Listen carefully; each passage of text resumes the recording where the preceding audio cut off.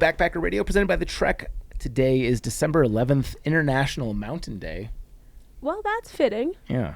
I'm your co-host, Zach Badger Davis, and sitting to my right is... Hi, I'm Juliana Chauncey, a.k.a. Chaunce. Do you have a favorite international mountain?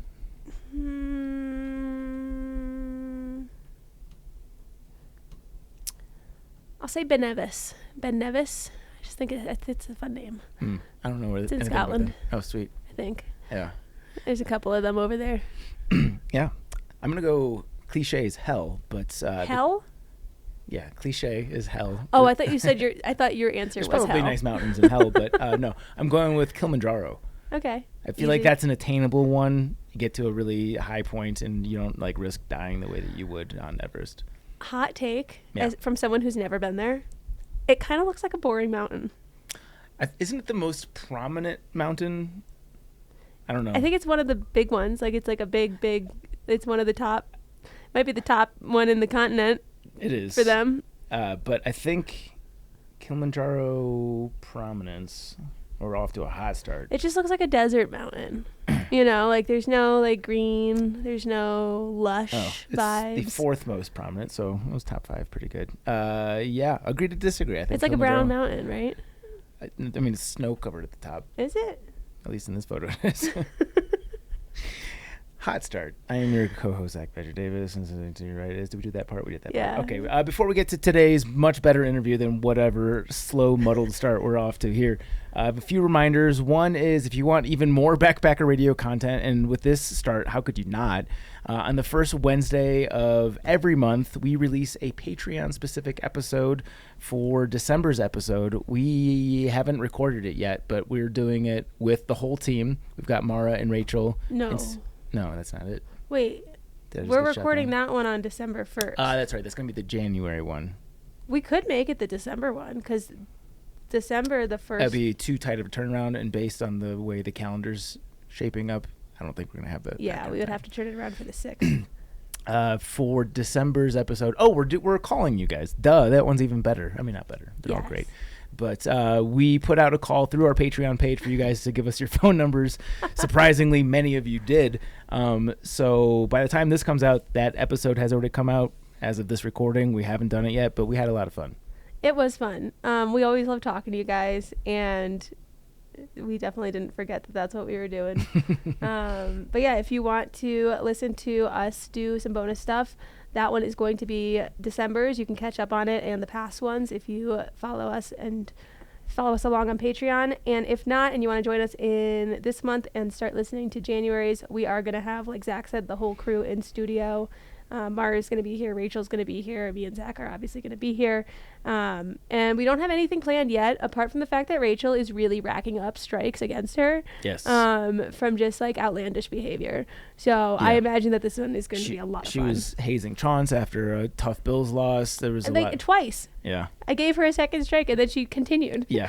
She iced you recently. Yeah. She's really got it out for you. Yeah. I've been enjoying this. I know. Rachel was so shy when she first came on, and now she's just taking jabs at you. It's awesome. I will get my revenge.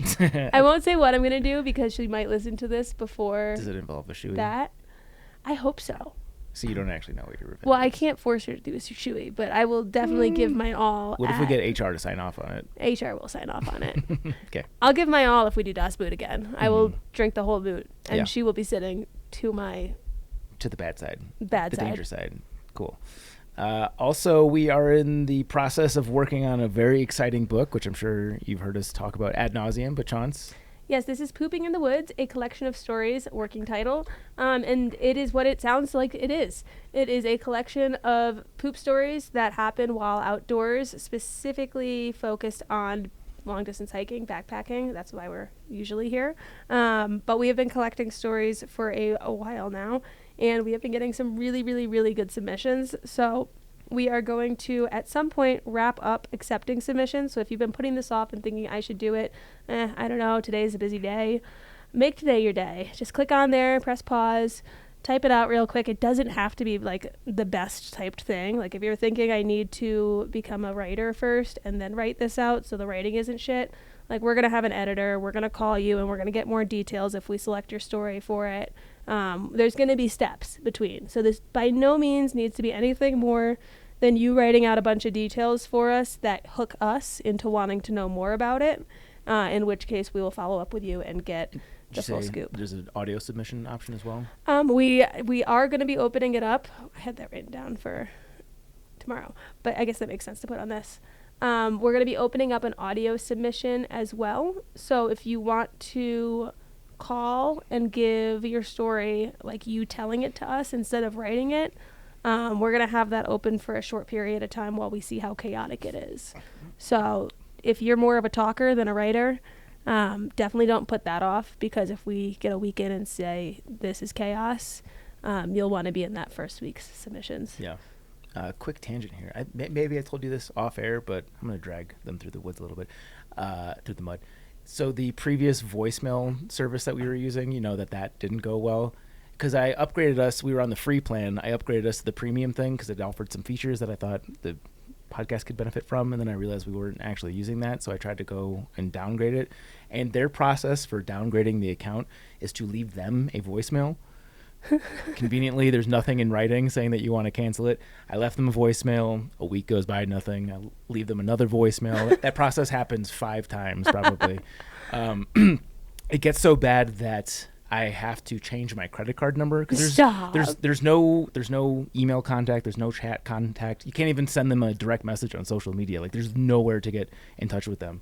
I go through and change my credit card number so they can't automatically bill me each month, which they had been doing every single month, even after I've been trying to cancel it. And I get my latest credit card bill, and it's still charging me.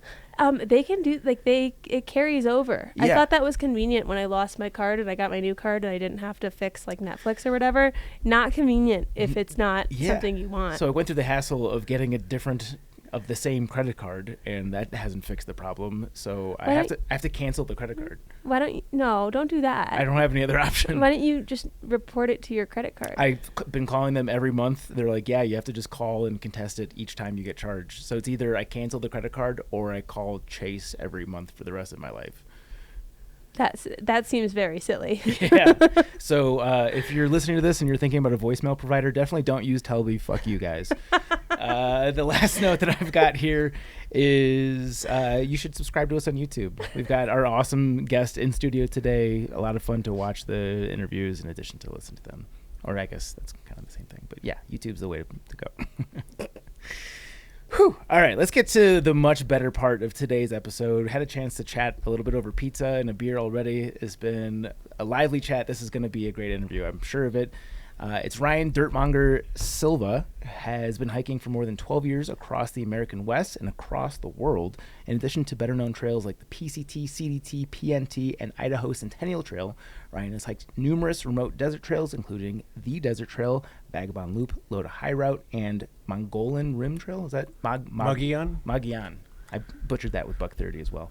I think I remember that. Yeah, butchering is like a signature of mine. He also has that's a good trail name. Shit. Scary trail name. He also has lots of experience in South America, having trekked several high routes in Peru and Bolivia. Dirtmonger has even stitched together his own route, the Great Basin Trail, connecting Death Valley to northeastern Nevada. Dirtmonger, thank you so much for joining us here on Backpacker Radio. Thanks for having me. This is great to be here. Yeah. So my first question is a prompt that I got via text about 5 minutes ago, and here it goes. Here it goes. What is it? Yeah, be sure to ask Dirty Dirt Man about his clown mouth. I knew it was a clown mouth. I just wanted you to keep revealing secrets. Zach caught on to that. I mean, maybe we all have a clown mouth. I don't know, but probably do. What is a clown mouth? It's that little red ring you get around your butt, you know? Oh, this isn't what I thought. Oh, what do you think it was? I thought you were funny. No, I am not funny at all. No. Okay, so someone teach me what this is. Like a cyclist will get like a red callus maybe around, like in between, their butt cheeks where the cleft is. What do they call it? The gluteal cleft? Yeah. The butt crack. And I just learned that last week from my doctor buddy. Oh, nice. But, where you have the balloon knot there and then you have this red ring that develops around it, like a callus, that's called the clown mouth. So it's like ringworm, but around your butt? There's no worms. No, I know, but ringworm, do you get the red ring, Yeah, I guess right? it could be something like that. It's just something I came up with a long time ago with a buddy of mine on the CDT 2012. We met some cyclists, and I was, for some odd reason, curious if they had ass rash. And so this is a cycling specific thing. You don't get this. Well, you know how you can get like just butt cheeks. I mean, I suffer with chafing in many areas. So I don't know, but I don't know if I've ever actually seen the clown mouth. Is it appropriate to talk about a man pond? Do you know what that is? I don't know. Everything's appropriate. I don't know what that is. You know, I mean, you could use mayonnaise behind there in your butt cheeks to kind of help with, and it helps with like lubrication and stuff. But if you put TP in there, it's a man pond. A man pond? Yeah, like a tampon, but it's for men's butts. You're wiping mayonnaise on your ass and you're covering it with TP and then you're riding your bike? No, hiking. That's for hiking. Biking, you just get a chamois and you're fine. Is there anything? And you use whatever lotion, chamois lotion, whatever that is. Yeah. You know.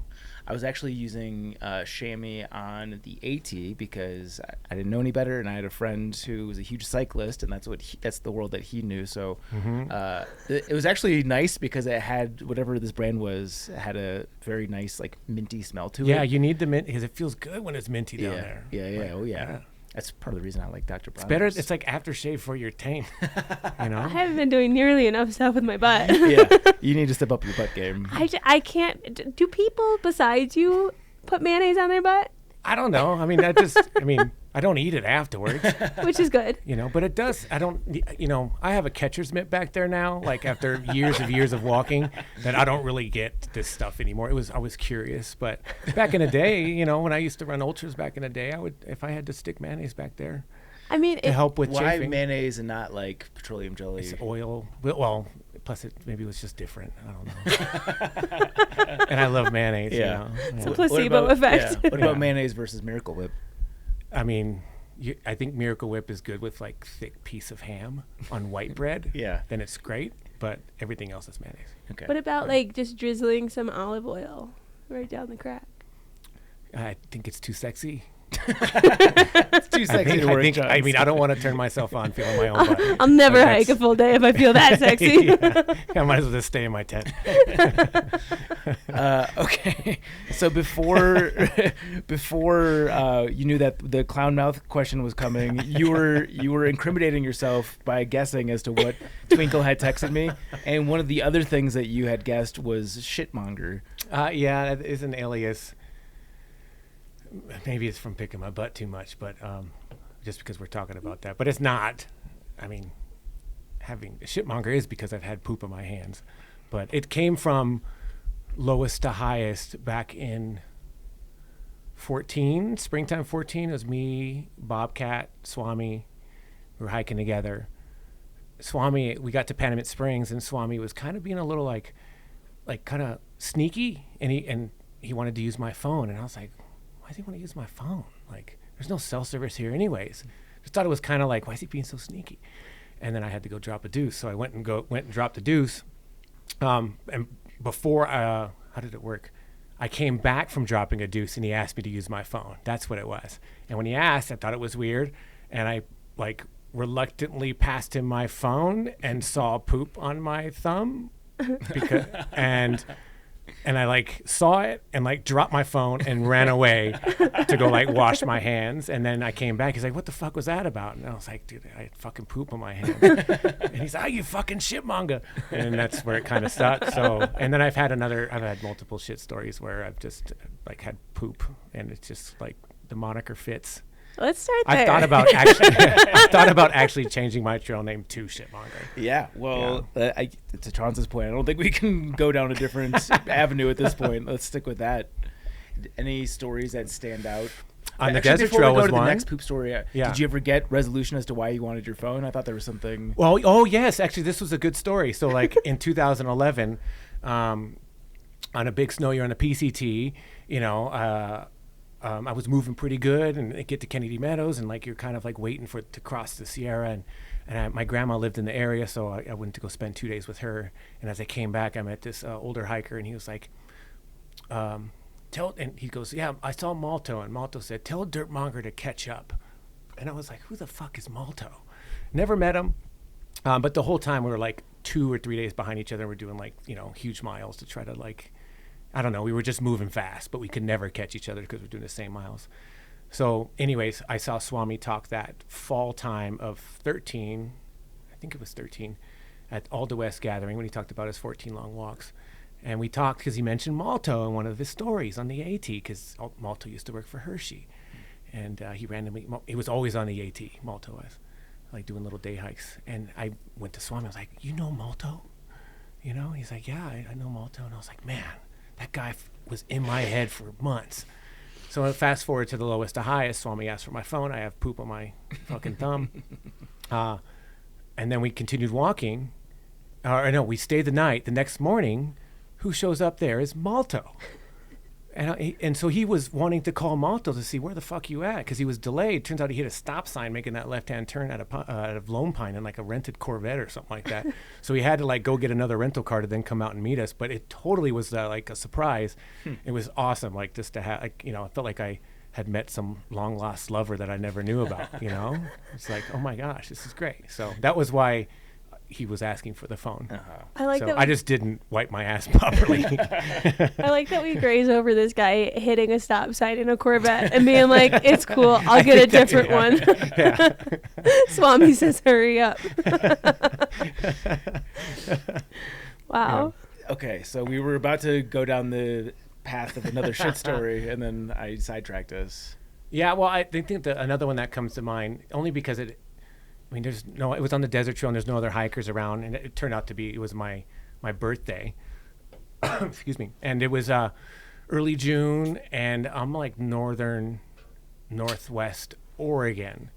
So I'd kind of gotten out into the out of the desert and into like these high mountains, and I knew I had a resupply at this place. It was like a roadhouse, and I had a package delivered there. And it's just like an Austin Junction, that's what it was. And so it was my birthday, and I saw this couple with a truck, and I don't like to tell anyone it's my birthday, but I hadn't seen anyone in like a couple weeks, and they were talking to me. They're super friendly, and we actually knew they knew some hikers that I knew, and it was like a small world. And they gave me a beer, and I was like, man, what a fucking cool birthday. So I start walking up the hill, and it like total blizzard. And I had to find shelter, and I was like maybe 13 miles to this Austin Junction, and it got cold, and it dropped like 8 inches of snow. Woke up, and I didn't have a hurry to get to the junction because it was so damn cold. I was just going to let it try to warm up a little bit. It did not, but I had to poop really bad. And you know how it is, like, I mean, I wake up, like my alarm clock is my balloon knot, you know, like when it's ready to go, like I have no choice. As soon as I sit up, like if I don't erupt out of my tent, like, you know, I've been there. Yeah. Sure. Like that's daily, you know, and I felt it. So I was like, just lay here. Don't sit up. Cause as soon as you sit up, it's going to come out. Just lay here. And it's cold, like freezing. And I have my tarp. So I was like, okay, what do? I need to go fucking shit. So I'm like, okay, you're going to have to roll out of your tarp. So you're not sitting up so you don't poop your pants. And then came like the questionable fart. And I was like, oh no. And I was like, okay, wait, I think I got it. I think I held it. And then I rolled out, and like I ran to like behind the tree, and it was all over. Like that was not a regular fart. And it was like all over, and it was so cold, like my hands were frozen. You know, I have my pants down, my underwear is full of shit. And I'm like, I can't like I'm freezing. It's like 15 degrees. It's my fucking birthday, you know? So I like grabbed I took my underwear, and then like I couldn't pick up a rock, and all I had was this tree, so I started rubbing it on the bark to try to get rid of it. And like just to make it, like I knew as soon as I fucking started walking with frozen shit, it was going to be very hard to walk with it. And I managed to get a little bit off. I walked down. I mean, I could smell it coming up. But it's cold, so everything's like getting cold. And I walked to Austin Junction, and I go immediately into the restaurant, and I was like, I need to go directly to the bathroom. But the woman there was so friendly. She's like, well, let's find you a booth. And I was like, can we get in the one away from people? And she's like, yeah, okay. I'm like, sorry, I've just been out in the woods for a while, and I'm super stinky. I don't want to like offend anyone. Not telling her I shit my pants. And she put me in the corner, and I was like, do you have a restroom? She's like, yeah. So I went to the restroom, and I took off my underwear, and I used my rain pants to try to keep, you know how like rain pants you try to keep the smell in? Yeah. So I went and like totally disrobed in the bathroom, and then like washed my shitty drawers in the sink like whatever was left over. Like I actually was like, do I just flush the toilet a couple times? I was really like, what do I do? But anyways, I got them as best as I could, and then I like kind of cleaned myself underneath because I was clearly like tainted. And then I saw the air freshener, and I was like, this is it. So I sprayed all air freshener all down there on my underwear, and then felt secure enough to go back outside. Had a great breakfast, and because it was snow, I was like, well, I'm gonna have to hitch town, and I had to hitch town like 40 miles, and it took me like 3 hours to hitch. And the woman was so nice. She's like, you want more coffee? She's yelling at me from the store, and I go get coffee, come back, threw my thumb out, and then someone picked me up. And it was the first time I sat in a car with like shitty underwear while some random stranger gave me a ride to a town. But luckily, I think the air freshener had taken up all the smell. I was going to say, the combination of shit and air freshener must be quite the deodorant. Yeah. Question. Why did you put your underwear back on when they were covered in shit? Was that your own pair? Oh, yeah. I mean. Well, you could go commando. Yeah. I think it was just so cold. Yeah, why did I do that?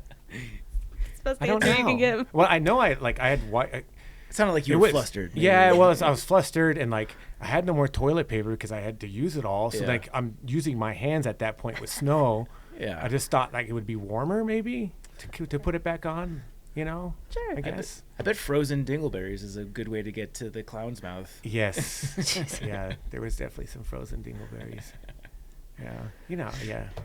Anyways, that's kind of part of the whole. Yeah, that's fun.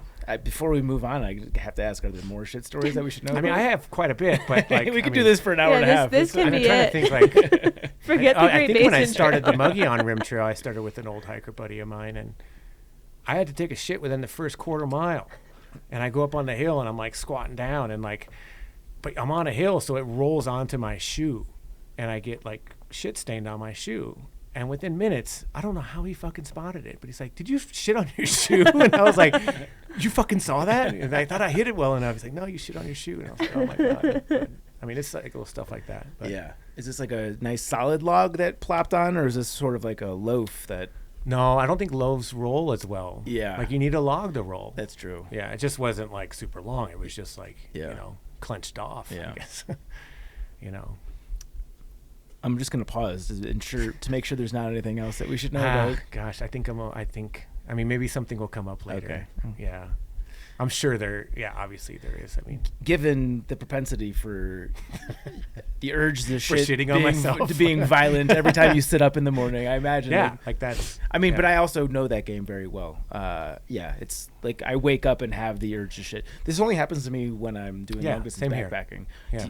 Is there a theory as to why that is? I think metabolism. I mean, you've got to be just cranking out shit.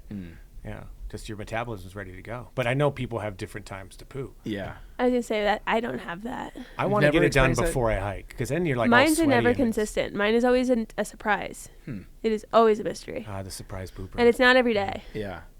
Not every day. No.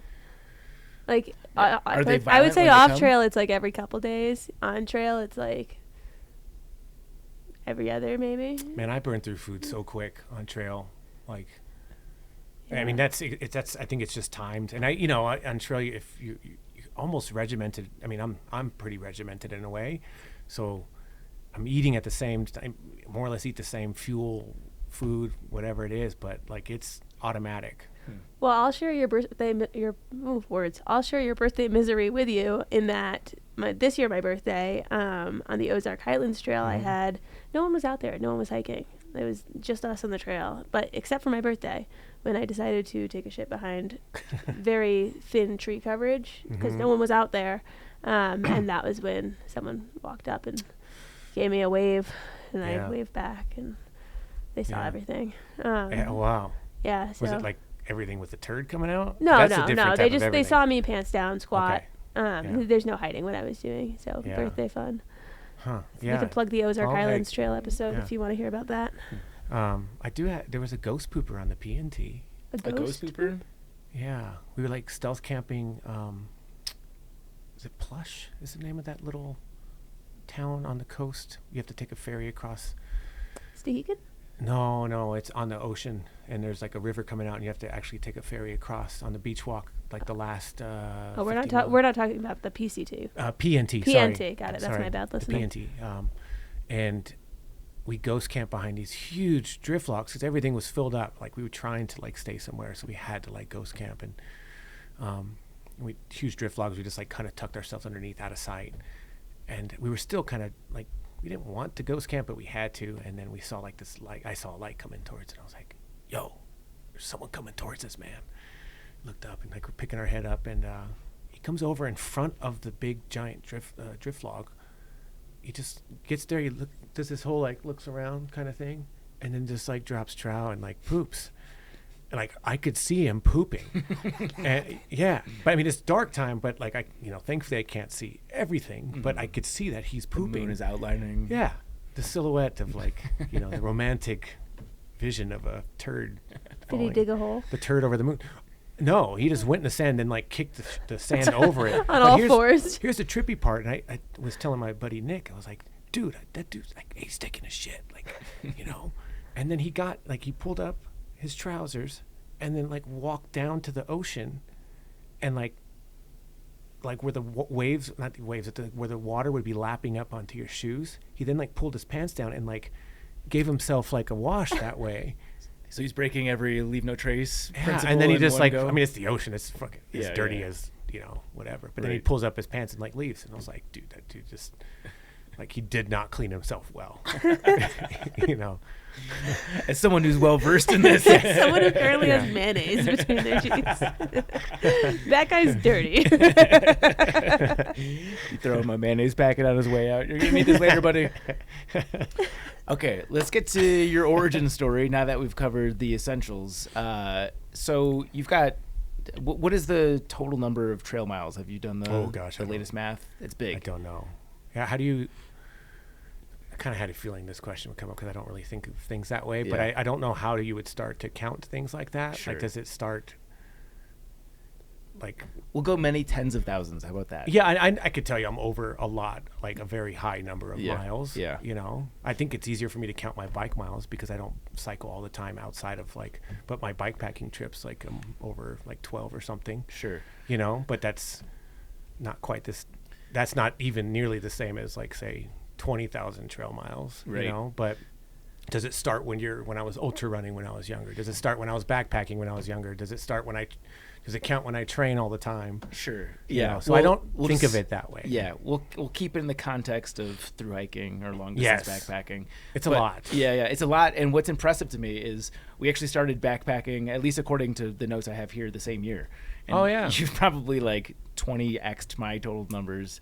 I could tell you I've probably had 4,000 trail miles a year, some more. I mean, you could do the math on that and like, okay, there's a lot. But so just differs, So what got you into backpacking? It sounds like you've been doing outdoor athletics for a long quite time. While. Yeah, I'm old. Yeah. Define old. 46. Okay, that's not old. I guess I've been doing it a long time. Yeah. Since my early 20s. I didn't say anything. It's okay. That's all I'm the just gray. sitting here in my youth. Go bring us a gray pube. I started a long time ago in my early. They won't know what you're talking about. Oh gosh, that's so funny. I like the was it the ginge fringe? The fringe ginge. Yeah, there was a whole conversation before we started. I hope it was recording. That was amazing. Yeah, the video sure was. Perfect. Yeah. Okay, sorry. I started in my early 20s. I'm kind of not like used to talking about stuff like this, so bear with me here. I'll probably get shy.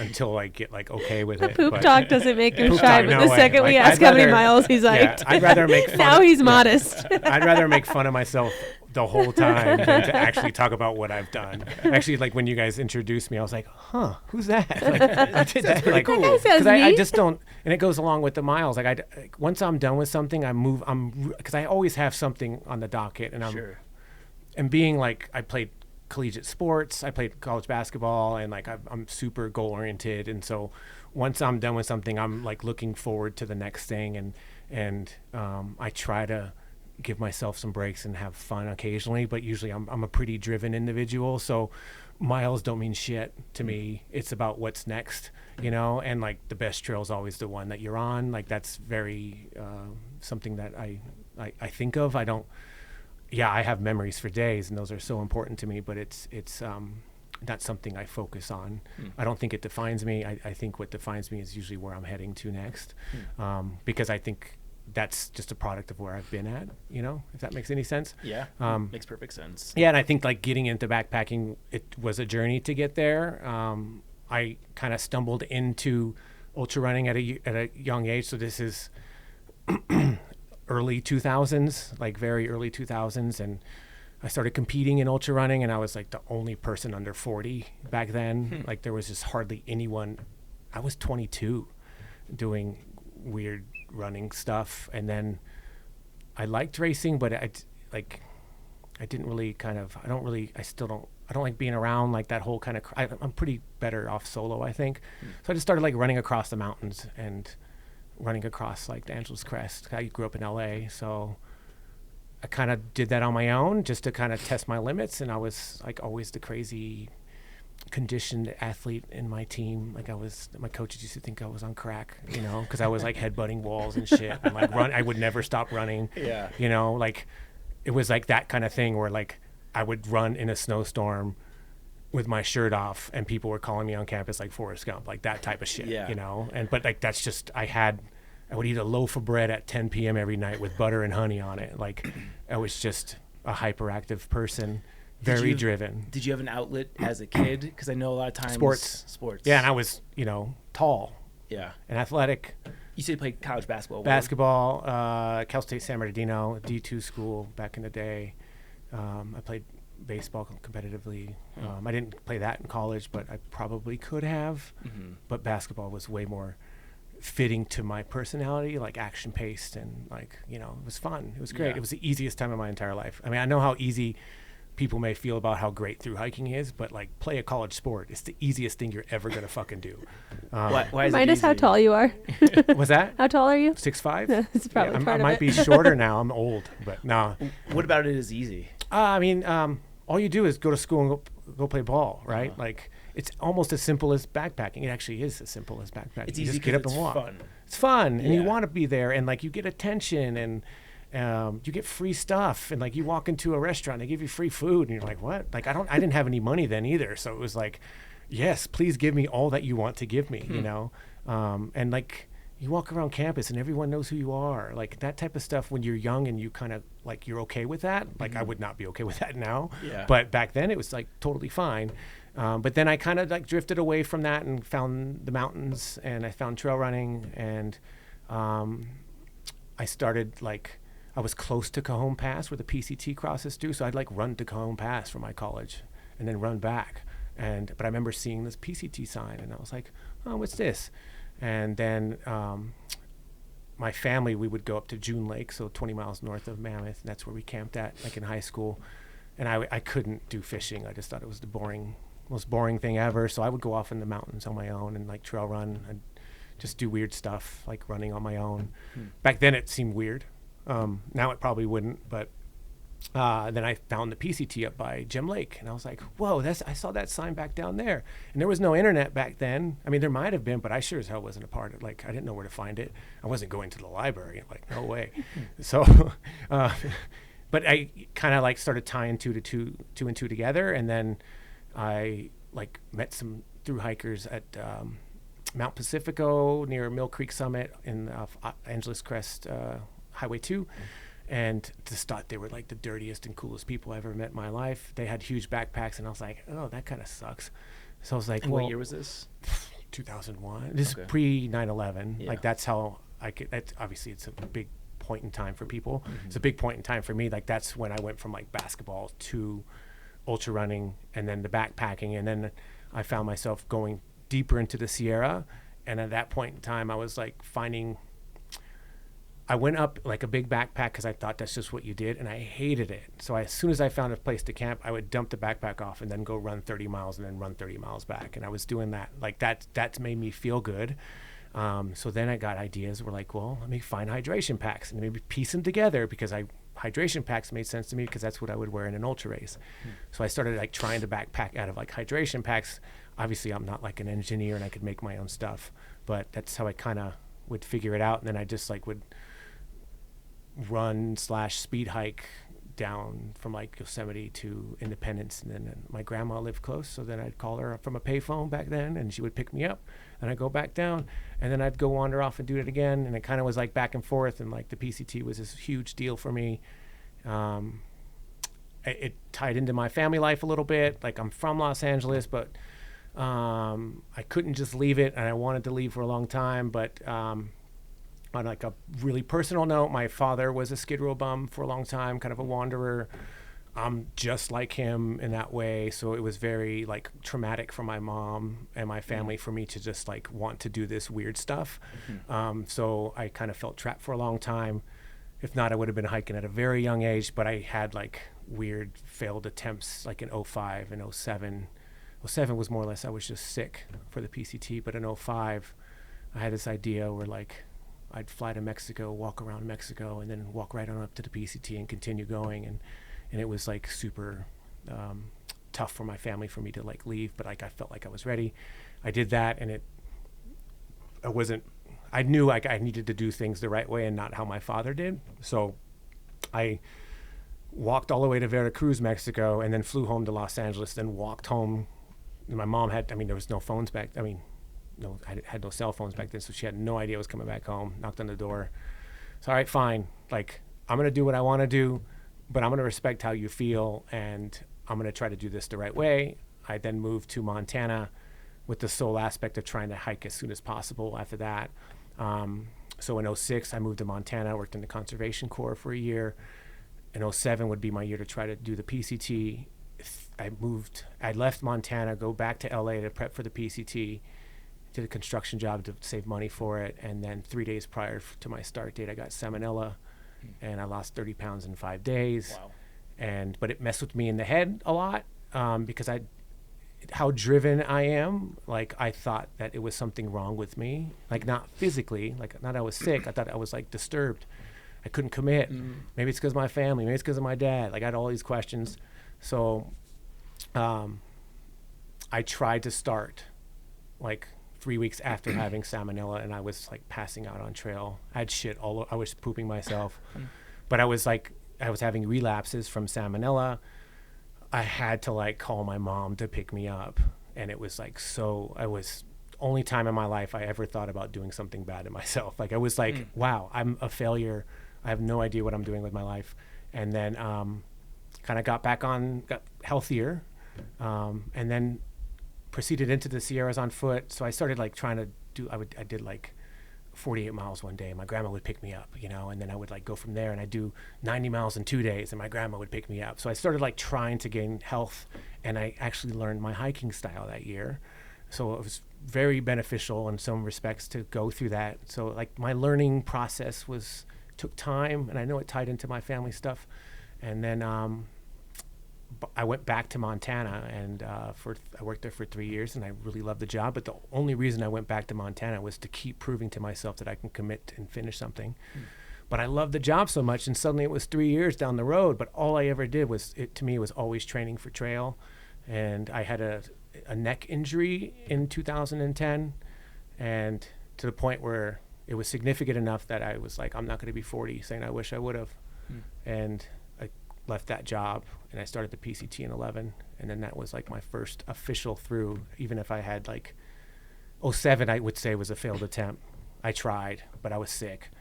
05 was more or less just trying to piece together like my life, but a young life, not like older life, like a young life. What am I doing in my life? What do I want to do in my life? Is this reasonable? Like, all I ever wanted to do was to be an explorer. Like, so that's all I ever wanted to do, was to see the world, travel on foot.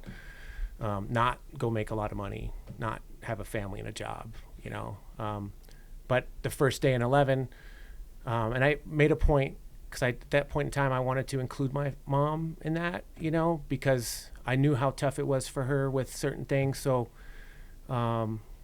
I wanted her to drop me off, knowing like this is for real. Like I'm living my life like this, and I want you to be a part of it, whether you don't agree with it or not. Mm-hmm. Like this is how I'm going. And she dropped me off, and I got to Boulder Oaks Campground, and I set up shop for the night. And I called her. At this point in time, I did have a flip phone, so I called her and said like, "We're good.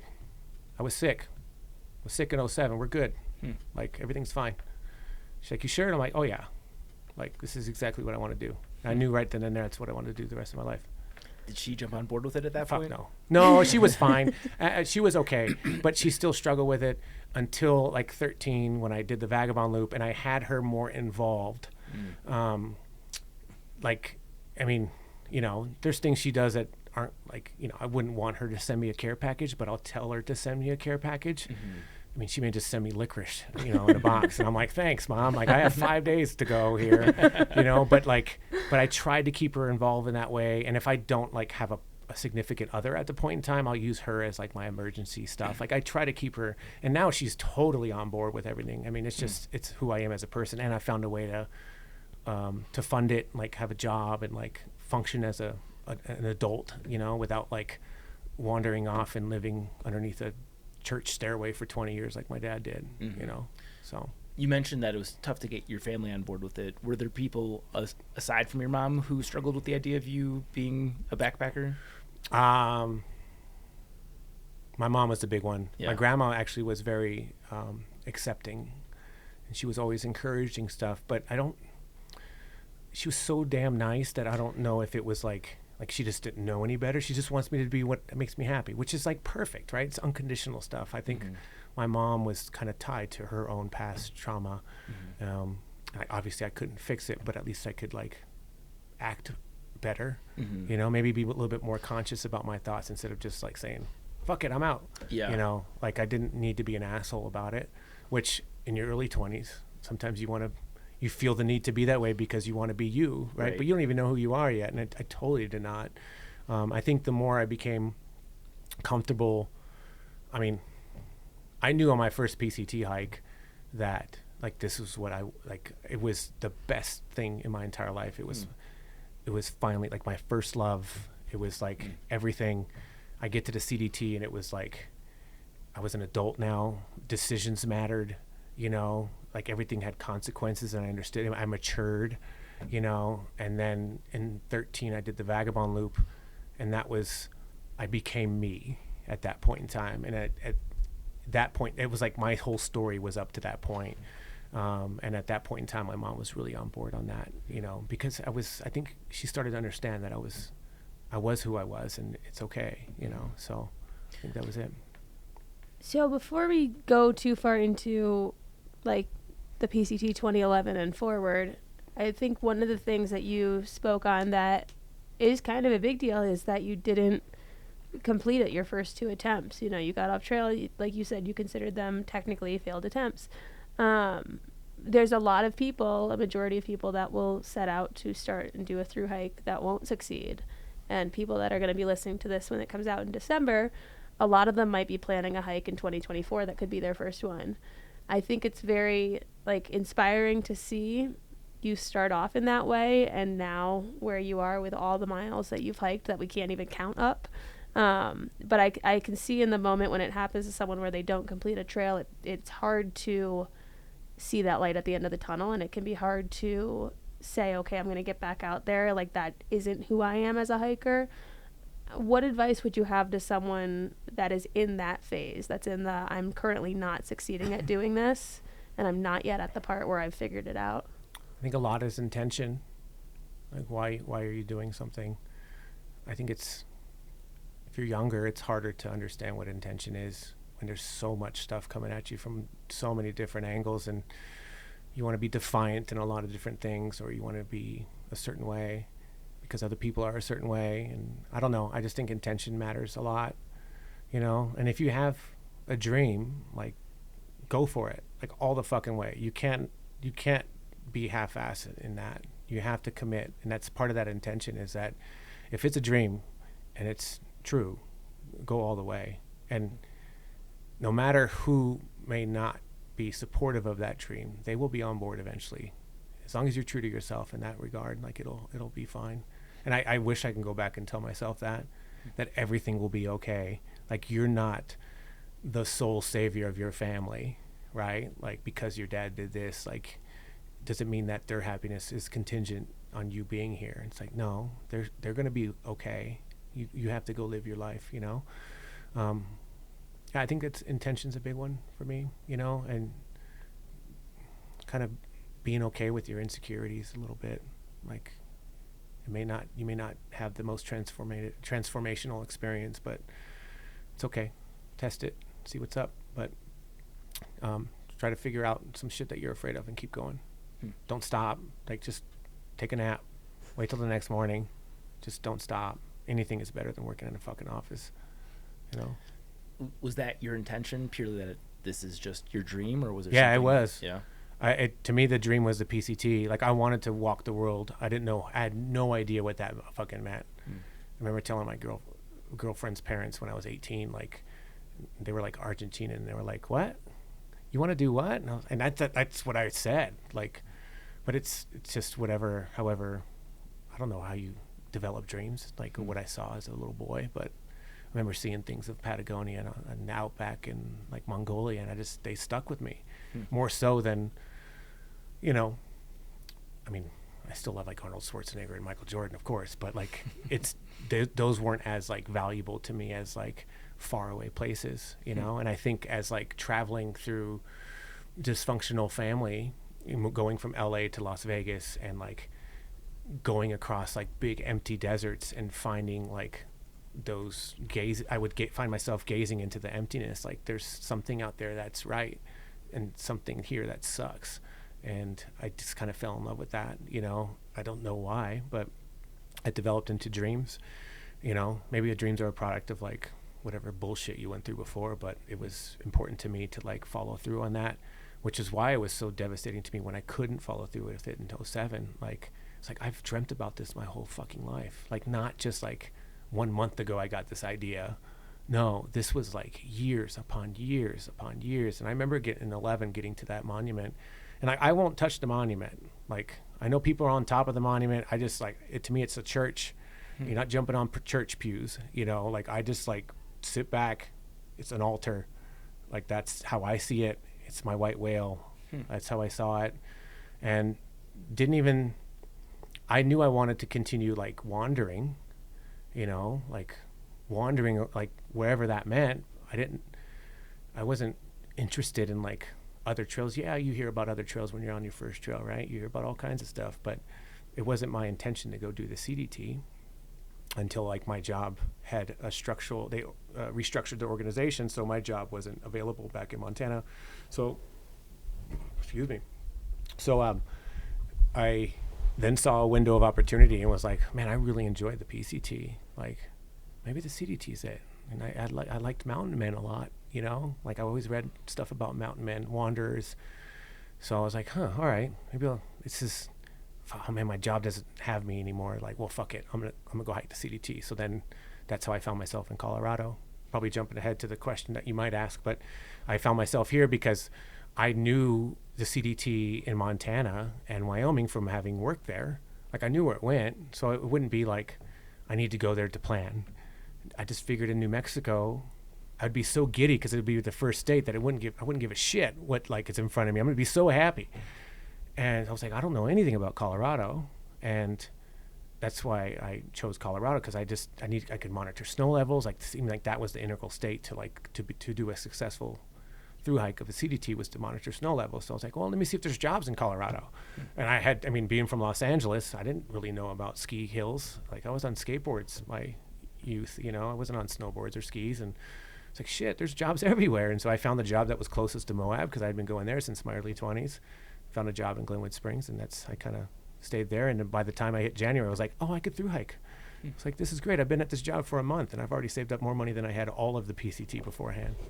And yeah, that was kind of, at that point in time, I knew this was the path. Yeah. This was the life, not just the path, but this was the life way I was on, you know. The beginning of your path is so fascinating to me, especially given what you said with your father. Was there ever a period where you contemplated throwing in the towel on the dream just because you didn't want to? No. Mm-mm. I had to wonder about that too, which was, I mean, I know your mom was worried that you would kind of end up like him. Was there ever a part of you that was worried, if I put off the job and that sort of thing, I might? There was a part of me that was doing what I was doing, feeling like I was embodying him a little bit, and hence the term like Vagabond Loop, that stuff. Like I was drawn to those type of figures, lonely figures. Like I love spaghetti westerns, those lonely figures. It's probably why I walk by myself a lot. I'm not drawn to like the social aspect of hiking. I could be social, sure, and it is a very good time, but it's not like my priority. I want to see vast open places. Like that was always my intent with it. For some reason, it's still that kid looking off into the desert, wondering what the fuck is out there. There's something right out there. I still have that same feeling.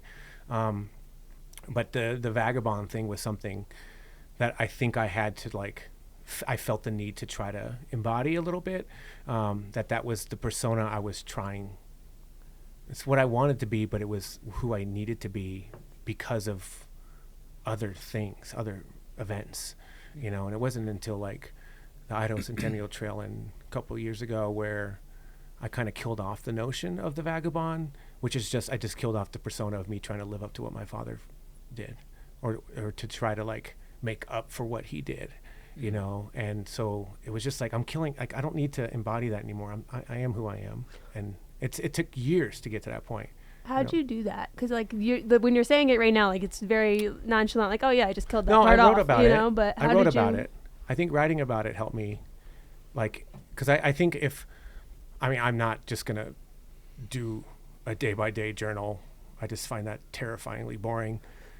I want to create a story, but like I also know that as much as I'm the narrator of my own story, like I'm still kind of like, I find myself falling into my own story and weaving it in certain ways that I want to believe things that make things okay with me, and it took me a while to like figure that out with like this vagabond persona that I've been trying to like live up to. And it took like the Idaho Centennial Trail like that, and I was going through a breakup at that time too, or I had just gone through a breakup at that time, so I was like pretty emotionally like upset, and I just wanted to leave everything behind, which included that persona. I just wanted to get out of the fire, like with me in the front. I didn't have to be anybody else after that, and except for whatever I wanted to be. I mean, that's like one thing you learn the most from through hiking is that like every step you do is like that's the more you are yourself, and some like very whole truth, the more you keep doing it, like it's the life that you are living, and it's like that the whole personality of your whole being. Like I know I work for 6 months out of the year, but I'm definitely not a part of society. Like I'm a like walker, wanderer type person, and I know it. I think other people close to me around it know it, but like regular people won't know it, But that's the only way I feel like I could fit in, is knowing I have that edge a little bit, that I have that chip, that I'm just not like everyone else. Does that make sense? Like, makes perfect sense. Yeah. Do you still feel that same degree of fire that you did when you called your mom at the first stop? More. Like I took a year off to go hike, because I wanted to know if I wanted to keep doing this, and it was, do I want to keep? I'm getting older. Like, I'm still performing like I was doing, like 10 years ago. It just takes longer for me to recover. No matter what I do to try to help recover, it just I have a lot of miles on my, like, not just from hiking, but prior to that, like all the miles like through hiking or ultra running, but I left work with like an open window. I didn't know if I wanted to know what the next chapter was, right? Like what's going to happen next? Do I want to like go be an EMT and live in the mountains and like help people? Do I want to like give back to people? Like, would that be more fulfilling to me in my life as I get older? Or do I want to keep being this like lonesome wanderer that just wants to explore as many places in the world as he could? By the time the first week in New Zealand, I was like, yeah, this is what I want to keep doing. It was not very hard. I was actually like surprised at how hard it was. And the things that I wanted adventure-wise back then is still there. I have more things I want now as I've gotten older. Like I would love to have a home base. I do have a home base. I don't have a home. Would love to have that, but it's not mandatory.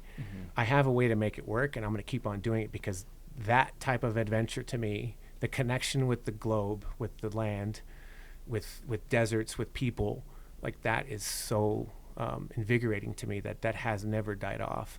That calling my mom from Boulder Oaks was just like, I can do this. Now it's like, I am doing this and I want to go see what's more. Like that curiosity has never died off. Yeah, it's so interesting to hear that your fire is stronger than ever because not to make this about me, but like I recently had kids, went the family route, and part of that was a conscious decision because I was feeling diminishing returns with the more through hikes that I was doing. Like I would still enjoy it, but I noticed that the level of satisfaction wasn't what it used to be with my early through hikes. I'm curious to know do you have to keep upping the level of adventure to get that same, like, could you go do the AT and be satisfied, or do you have to go do? I mean, I definitely, I joke around a lot, like, I'll do the AT when I'm 60. Like, I haven't done it yet, but I have no fucking interest in the East Coast. Like, I'm from the West Coast. I just all about deserts. Deserts are very hard, remote, by yourself, in the middle of nowhere. You're vulnerable. You're insignificant. You don't mean shit. That is a draw to me. I think I can cross any fucking desert there is. Like, that's just something that motivates me. But I'm also not socially driven, so something like that does not interest me. I'll do it eventually. I think it'll be cool to walk through the forest. And I thought about it this past year of going out there. I decided against it. A couple different reasons why, but I was surprised that I even came to the point that I thought I would want to go do it. Like, it was kind of like almost like a shock in a way, like, I think I want to go do this. But it was like, I don't know. I think it was just, I just wanted to continue walking. I was just enjoying, I was determined to take a year off of work, right? Like, that was a goal, and I needed to fill up something. So I was like, well, maybe it's a good time to go do that. You know, I don't have my Triple Crown, but I've gone up and down to Mexico, I think 9 times, I think, you know? So it's, I don't know where I would be at without like challenges and like to keep pushing myself in some ways. But it's not like it's not in relation to what other people are doing. Like, I don't care about that challenge at all. I don't care about who did this or who did that or how fast someone did this. Like, it's never mattered to me. I've only wanted to be better as a human being. And the biggest way I've found for myself to be better as a human being is through challenges. And the biggest way I found those challenges is going to very far and remote places.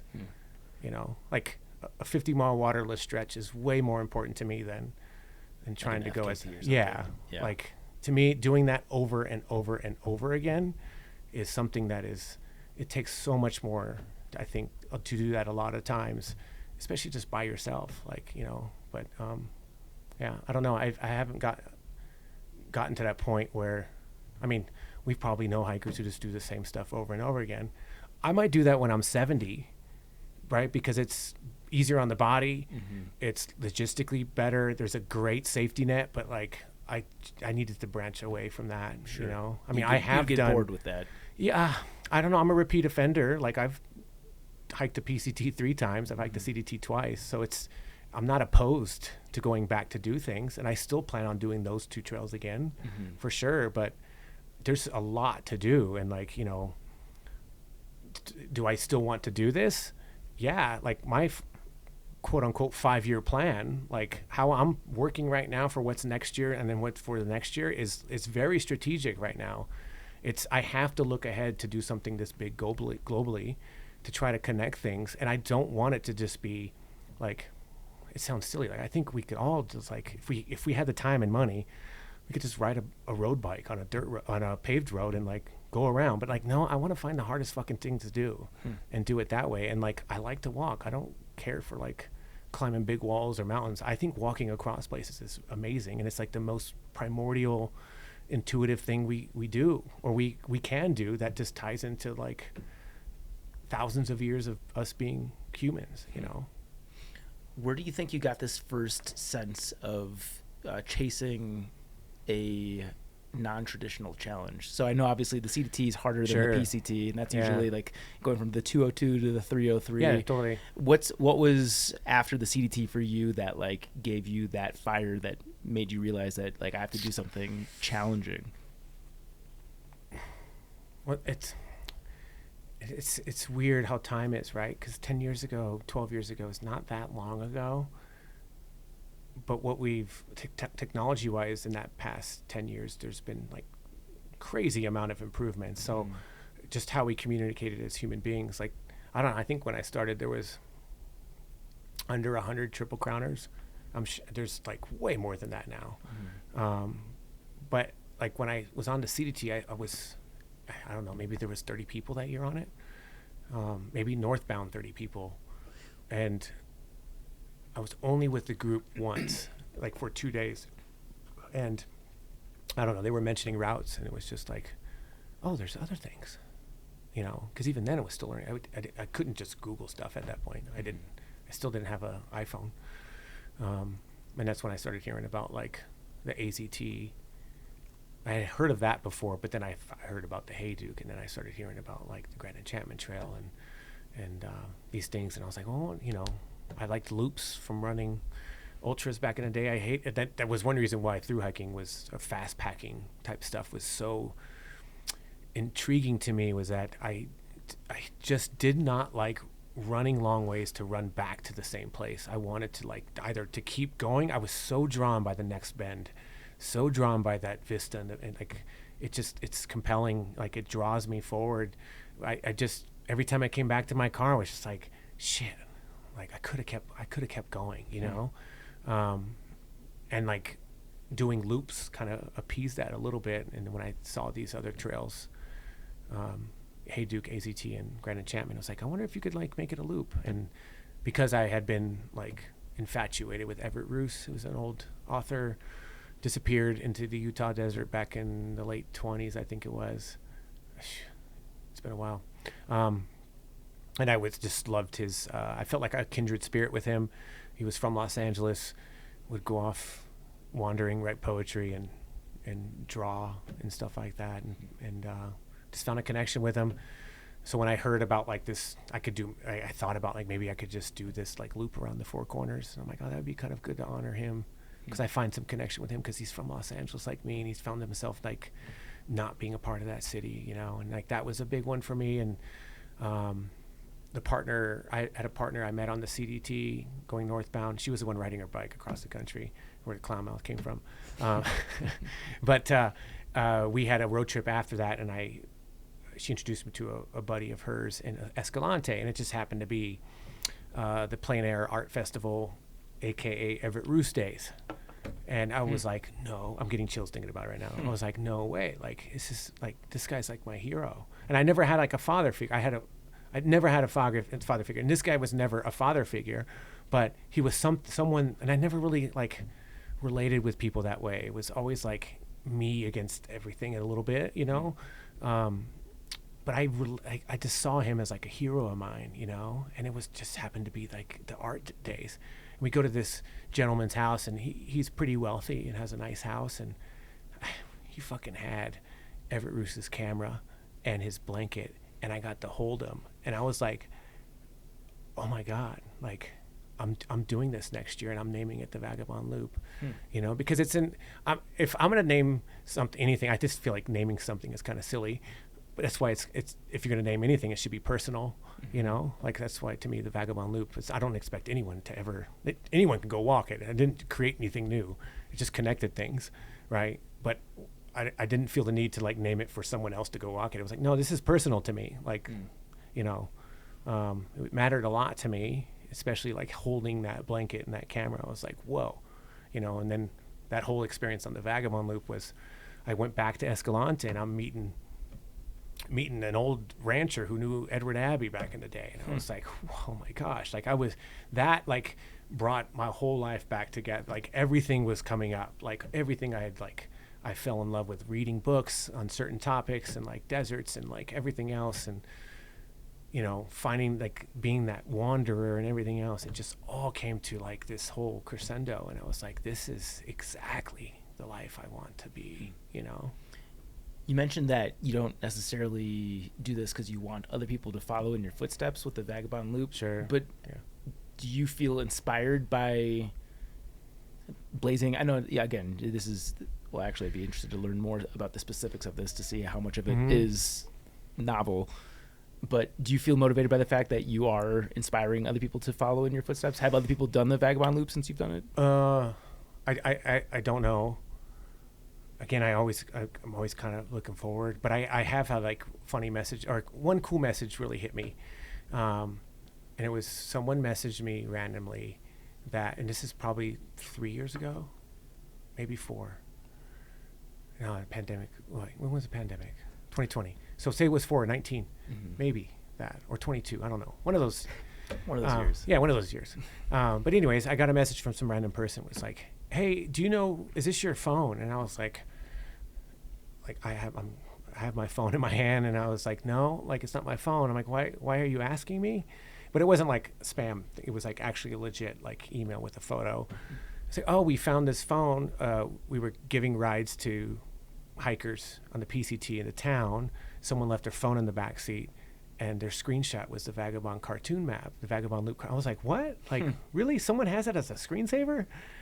I was like, oh man, that's really cool. Like, that kind of was like, okay, like, I'm aware of it, you know. And it's, of course, like, if I'm engaged in conversations, like, I'm trying to make that happen for other people. It's just, you know how it is. Maybe as you get older, you just like really just trying to control what you can control. And like, I'm so focused on my goals that I have, like zeroing in on what's ahead, and like, I'm working for that, you know, like trying to plan for it. And it's my life, and this is what I want to do. And if I can help people to get on some of these remote places, I would love to. And in particular, like I did another hiking route, like Mexico or New Mexico, Utah, Wyoming, Montana, up into the Great Divide, right? It's nothing like that people haven't done or that are establishing now and like calling it their own thing. I just called it the whatever route. Like, I just, it's whatever. We're just piecing together stuff. It's just going across public lands. Like, but I did, and it wasn't for me at that time of year, like my grandma was passing away. So I wanted to be available for her. So I was like flipping and connecting stuff so I could be accessible to when she passed away. Luckily I was. So that it didn't matter to me to like share that particular thing, because I could just look on a map and choose wherever I want to go. Like, what entices me? It's the same thing when I did my bike loop in 2017. I did a 5,500 mile bike loop from Mexico to Canada and back, and I just called it the poop loop because it doesn't mean shit to anyone but me. Like, it's just the same thing. But like, I get to the Great Basin Trail, and I wasn't calling it that at first. It was just like, I'm going to the Great Basin, and I'm doing a Great Basin Loop. Like, that's how I would refer to it. But like, the first 3 weeks of like walking and finding more trails out here, I was like, and there's nothing really, there's some other routes that are established out there, like not established like signs, but people have done things like maybe zoners, Hot Springs route goes through there. I had a Great Basin Traverse that goes through there. There's a guy after me that did something similar, the Basin and Range Trail type thing, you know. But it was, the more I walked that particular like route, like I was figuring out on the fly I did a lot of research, but it was still figuring out on the fly. I was like, whoa, there's something here. There's nothing really in Nevada. Like, oh, this would be great to share, you know, like to like bring people out here. Like, it'd be great. But ultimately for me, it mattered to share it because of how much like long distance hiking is meant to me, you know? And I would say like, maybe, you know, it's a difference between like the long distance hiking community and like the act of doing a long distance hike. What that act does to me is more meaningful in my life than anything that's ever been in my life. Right? Like, I might not be integral in the community, and I don't need to be, and that's totally fine. But I do understand that there's a connection between the two. And if I'm going to continue pursuing things going down the road in my own direction, I do want to be like, I am grateful for the experience I've had through the community just because it's a part of the act. And I would like to, like, that was my contribution. I don't care if anyone walks it again. it's different. If you want the information, just message me. I will give it to you. Like, I'm not going to charge you for something that I made up out of my ass. Like, get over yourself. Yeah. Like, if you want the route and you're interested in the landscape, the Great Basin is incredible. I want you to go experience it. So, like, I just thought that was like the best way for me to like contribute to the community versus like, you know, being on a podcast and talking about poop stories. Who does you know? that? Yeah. So many different directions to go, but I feel like I'm hogging questions, so I'm gonna be quiet for a second if you've got something. No, I've just been enjoying listening. I don't think either of us have been asking too much. I think it's just been flowing nicely. Well, then I do have a question. Okay. Because clearly you love this. It seems like you could be doing this year round if you found the climate to Wow. match. Yes. I mean, sure. And then obviously finances are a limitation to that, right? So Yeah. first, can you talk a little bit about what you do for your work? And then I have a follow-up question based on that. Yeah, I work for a shuttle company in the mountains of Colorado. I work for Vail Resorts. Hopefully that doesn't like, you know, get some like less listeners. I don't think it. No, I'm like, I want to look out for you when I'm on a shuttle. Yeah. I wonder if I've ever ridden on your I started shuttle. off driving for a long number of years, but I've moved up within management, and I'm like in the ops a lot of times, basically like air traffic control, but for vehicles. So logistic mind, as much as like as a hiker, I'm very logistically oriented. So in my personal life, when I try to make money, I want something similar, and I've actually found like the perfect kind of gig for that. I've been there for 13 years now. So as long as I've like put into since my first official through, nothing prior to that. But it's been a company. I was at a Glenwood for 10 years, and the people I met there were like, if I'm going to like choke up, it's going to be now. They were like family to me, still are. And every time I worked the winter, like they would like go do what you got to do. They would check in with me all the summertime, and then I'd come back whenever I wanted to and go right back into work, make my money, and then I'd go back out. But I kind of just moved my way up in the company to the point where, I'm basically like high level management in some ways, you know, so I'm able to like, it's a job where you could, if you want adventure and you want time off, like it's a very good job for that. I'm kind of shocked that there's not more hikers that do stuff like this, because it's like very good to go hike. So that's, now I'll be selfish and Yeah, I'll take do the it. question. Yeah. But so that's something that like I notice a lot of hikers or even people that I've worked with at summer camps will do is they will do the summer camp where they'll do the hike in the summer and then they'll go and they'll work as like a lifty in the winter.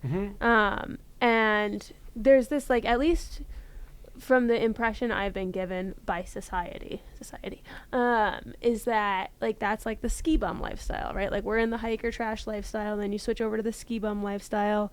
And when I was at the age of, you know, do I want to do that? Minus the fact I hate the cold, like that never would have been for me. But part that pulled me back from it was the idea of this isn't a career. This isn't what you do for like a job forever. Like this can tide you over in the winters to keep going back for the summers. But at some point you have to stop playing.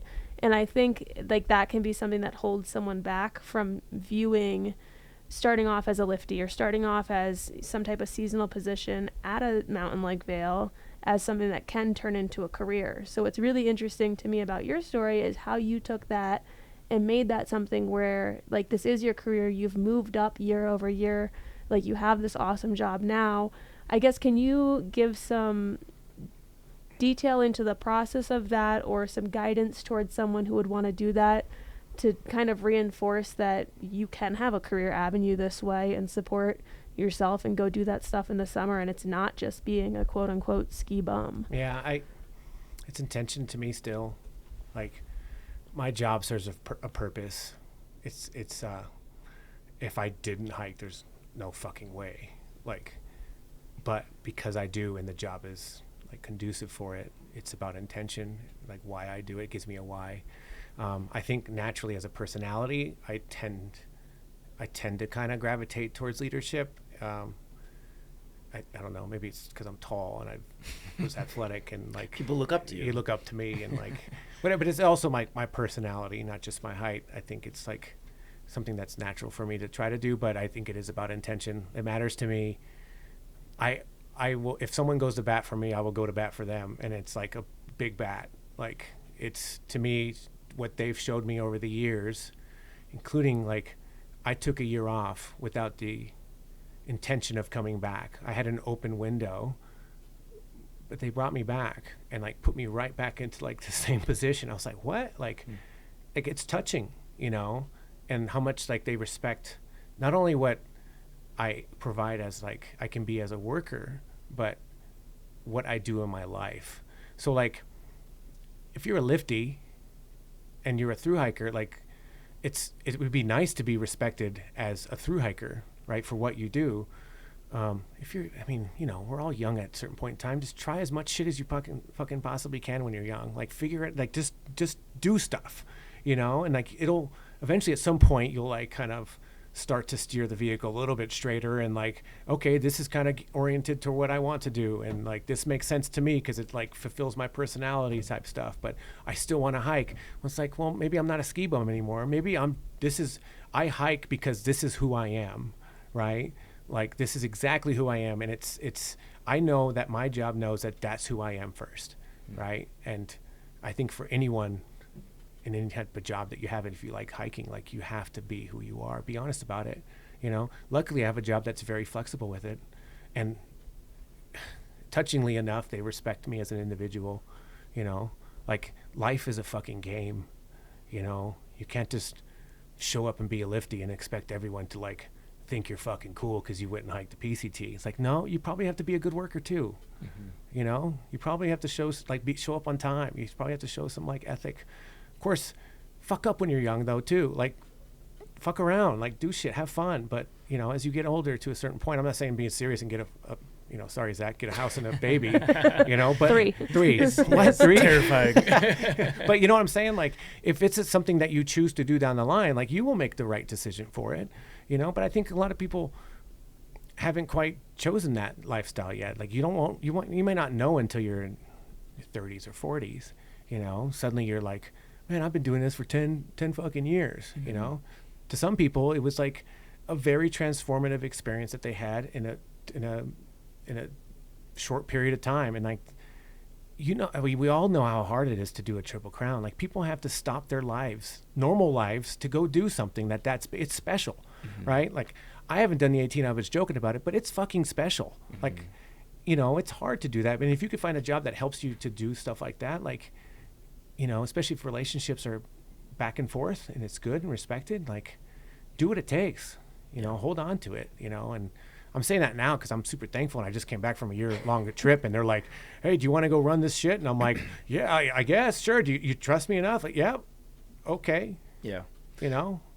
Sarah, note, we need to clip your advice to young people about just going off and fucking off and doing as much. Because honestly, I couldn't agree with that more than the way that you possibly stated it. Because, you know, I was on the career trajectory coming out of school. Like, I had a good job, everything on paper was great, and I was just miserably depressed, and I just like blew it all up, and I went and hiked the AT, and it was the best thing that I've ever done. So I doubled down on your advice 1,000%. Just like, especially when you're young, there's a reason why there's most of the people that are out through hiking are in their 20s, is because you can get away with that stuff. I think, I mean, it's, you know, when I was young, I don't know. I think when I started hiking, maybe a couple years, I was calling it like the European. There's something as like there was a European shift, and I'm not sure if it was like Obama was president, and like the era American Reinvestment and Recovery Act. Like, there was like jobs for young people that were like beneficial for them to like to serve and give back, and but also, like, some people were like, I'm just going to start traveling at that point. I don't know if that kind of makes sense. I think I've had this idea at one point in time where it made sense. But I noticed around that time frame that young people were shifting. Instead of, like, what we heard in the 50s, 60s, 70s, 80s, and 90s was, like, go to college, you know, graduate college, find your career, and then by the time you're old and creaky, then go faff off. Right. And it's like, well, wait, no, like, why can't we do that like the way the Europeans do it, you know? Like, 18 years old, they graduate high school, they go fuck around the world for 3 years, and then they come back and figure out like what's going on. Like, okay, why not go do the Triple Crown from like 19 years old to 22 years old? You'll have a great time. And now there's a lot of younger people out there, which is amazing. Like, people are having great experiences, like, well, are people going to be hiking the rest of their lives? The majority, probably not. Mm-hmm. Like, to know someone who's hiked like over 10 years, like, there's probably, we could like name them. Do you know what I'm saying? Yeah. Like, it's not like, but we can't name all the people who've hiked the PCT. Correct. But they've all had like tremendous experience. But the ones who spend their life doing this, it's like it's a cool thing. And that's what they've chosen to do, and I guarantee you, they fucking sacrificed their life to live that life.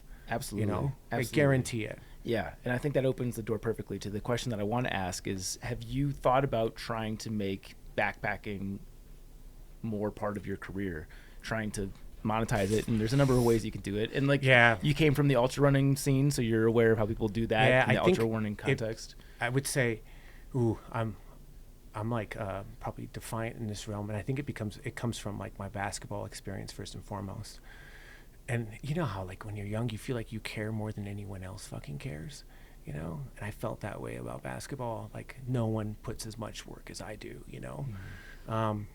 And I just like, I didn't like how people didn't take it seriously when I was young, like they would have like earrings and flashy stuff. And I was like, that's not ball. Like, and I think that kind of and it probably also growing up in Los Angeles where there's just like fakeness everywhere. And it was just like, I just want to go away and be off in the world and like wander around and be like this lonely dude, just because I rejected everything that like was flashy and gimmicky, I think as I've gotten older, like I've seriously contemplated about like doing affiliate links through my website.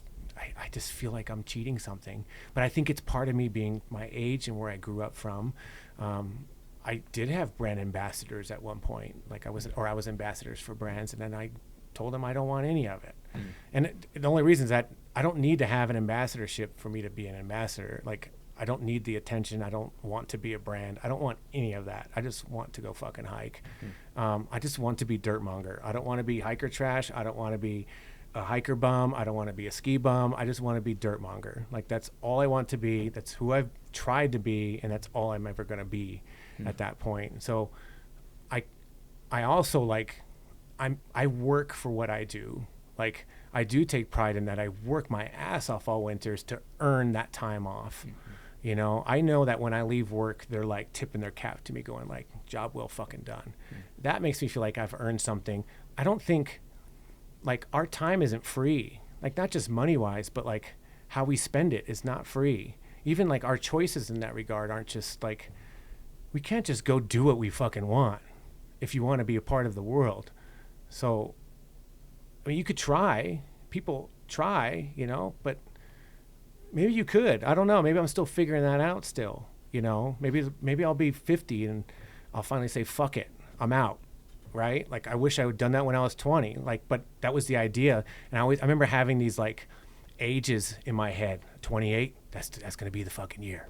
32, that's going to be the fucking year. 44, 4 is my fucking number. That's going to be the fucking year.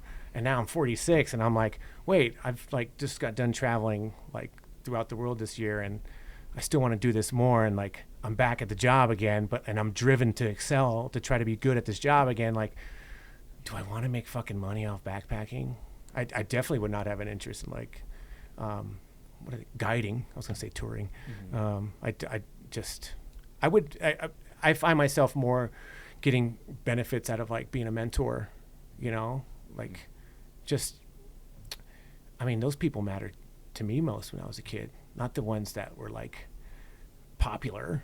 It was the ones that really cared and like the ones that like took the time, I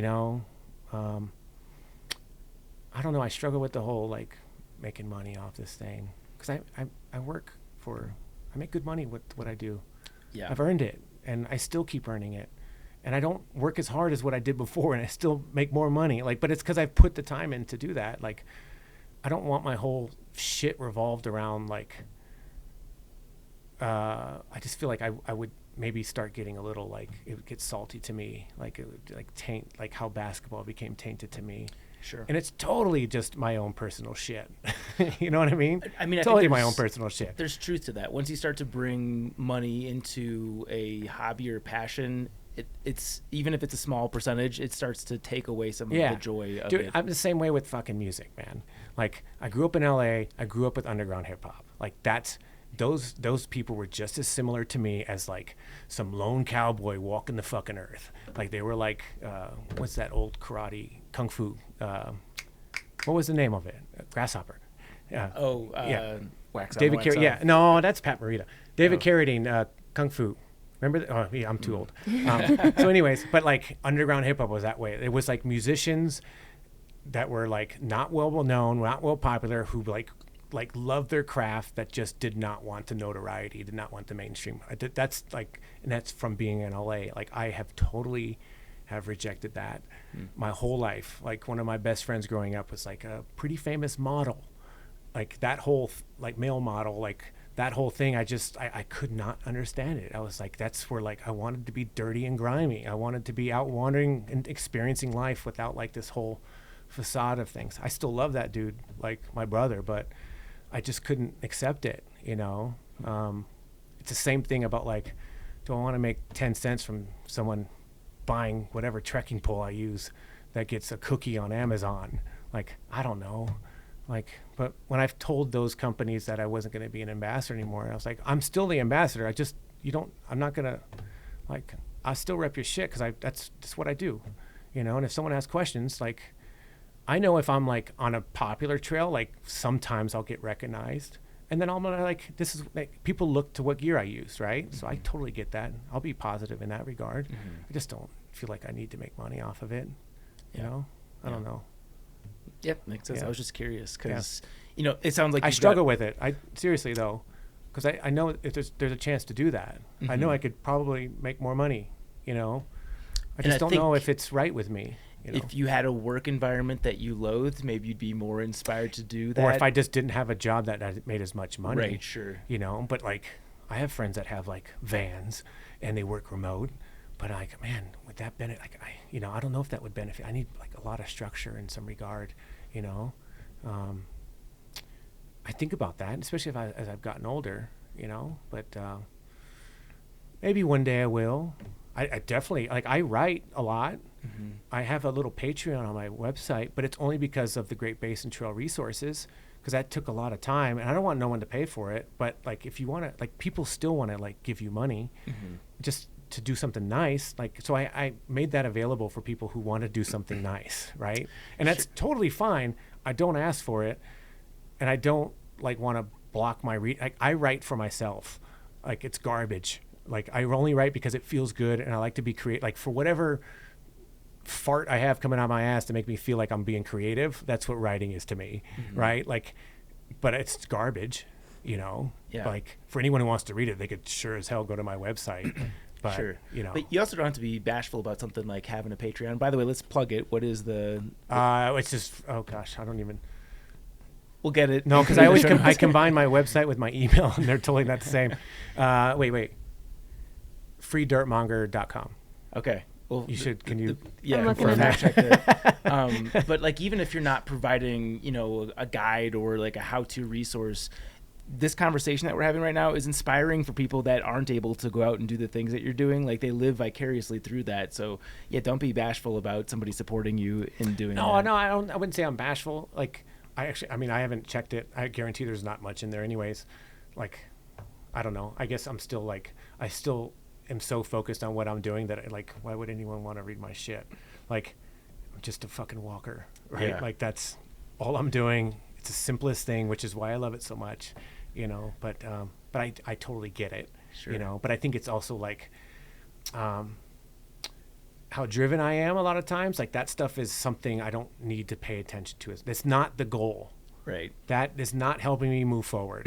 What's helping me move forward is training, looking at my plans, researching, working, saving money, you know, that type of stuff. That's what helps me do shit. Not like making money off the side, like, or not money, but like whatever we were talking about before, however it was said, you know. And I understand that and totally respect that. I'm just curious because so many people, I think, that are aspiring to be in your position would feel differently about it. Totally. Like, I have friends that, like, I mean, we both have friends that do stuff, and it's fine, you know. Like, I don't really care. It's just my personal Yeah. thing. But I think it's like how I hold myself for what I do. It matters a lot to me. I think it diminishes my intention as an individual if I was requesting something that I didn't feel honored what I did, right? Like, and it's like that labor of love of labor thing. And it totally goes from where I grew up. Like, you know, like it's odd that I grew up in LA. But if you know me, it's like, oh, it makes sense you grew up in LA, right? But it's still like, sometimes I'm like, what the, like, that's weird, you know? But I didn't accept where I lived at because it just seemed so fucking fake. And it's always bled into my life later on in life, you know? I don't know. Maybe that's too much, but. No, it's good. All of this is fascinating. We'd be remiss if we didn't talk a little bit about some of the specific routes that you've done. I got it. I had to pee, and I'm also on empty. Sorry. Cool. My mouth is getting parched. Yeah. So I know we talked about this, so we don't have to go too deep, but I'm just curious about the logistics of the Vagabond Loop. So that's Colorado Trail to Arizona Trail, Grand Canyon Trail, and Hayduke. Arizona Trail to the Hayduke. Then I did a connection from Moab to Albuquerque, and then started the Grand Enchantment from there. Finished that loop, and then went and hiked the Colorado Trail after that. Are these trails that you're using to connect the bigger trails? Are they routes, roadwalks? What are you? Arizona Trail's a National Scenic Trail. Yeah. The Hayduke, at that point in time, there might have been 10 people who had hiked it, but there was a book that was out then. Trying to even think if I used Skirker. If Skirker had maps back then, he might have. I definitely had a map set. I just don't know whose it was.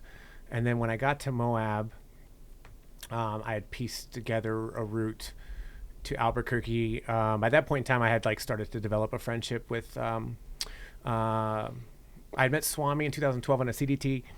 He was doing his calendar year triple at that point in time, was part of his 14 long walks, and then we communicated throughout the winter.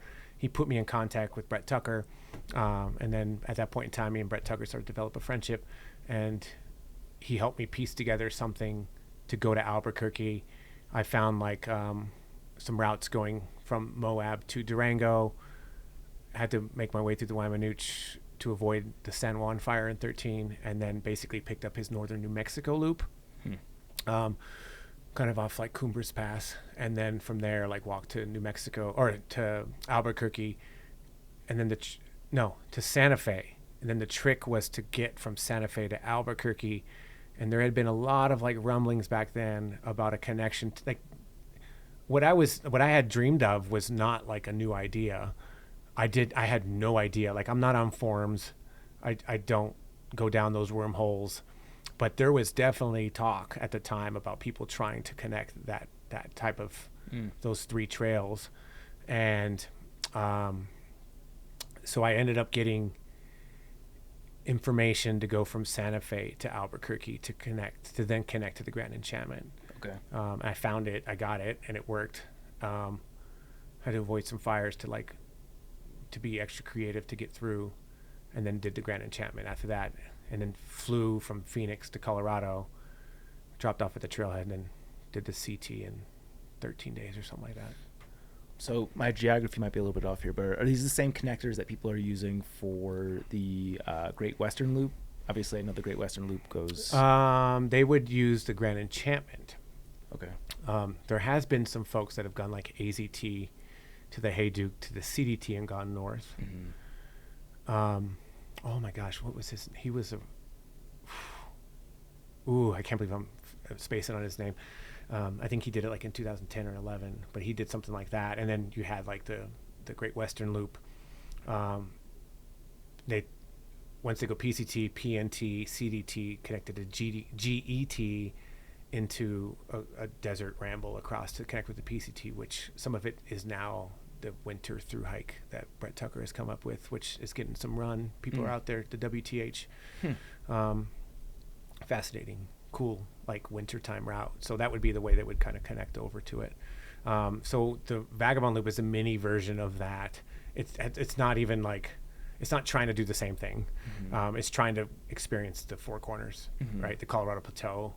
And I thought about at first connecting with the Colorado Trail, but ultimately it like thematically what mattered was like the Colorado Plateau and that whole Four Corners region, and I didn't think the actual Colorado Trail fit into that theme. I think that was the year I started to develop some kind of sense of theme, like where if I've hiked routes that I haven't seen other people do, or I come up with on my own, it's definitely, there's a theme involved. I mean, hence, like, think about why people hike the Pacific Crest Trail or the Continental Divide Trail. Like, I think theme matters. It's like reading a book. You probably wouldn't read a book if the theme wasn't there. Right? You probably throw it away, burn it, but yeah, so I think that's where I kind of got that a little bit. And so I didn't do the Colorado Trail. I kind of connected around the Four Corners. That made more thematic sense. I'm looking at your cartoon map right now. Did you do this? Yeah, I did. That's cool. I drew it at my grandma's house. Yeah. Well, I mean, I didn't have I had a blog, but I didn't have social media. I don't even know what was available then.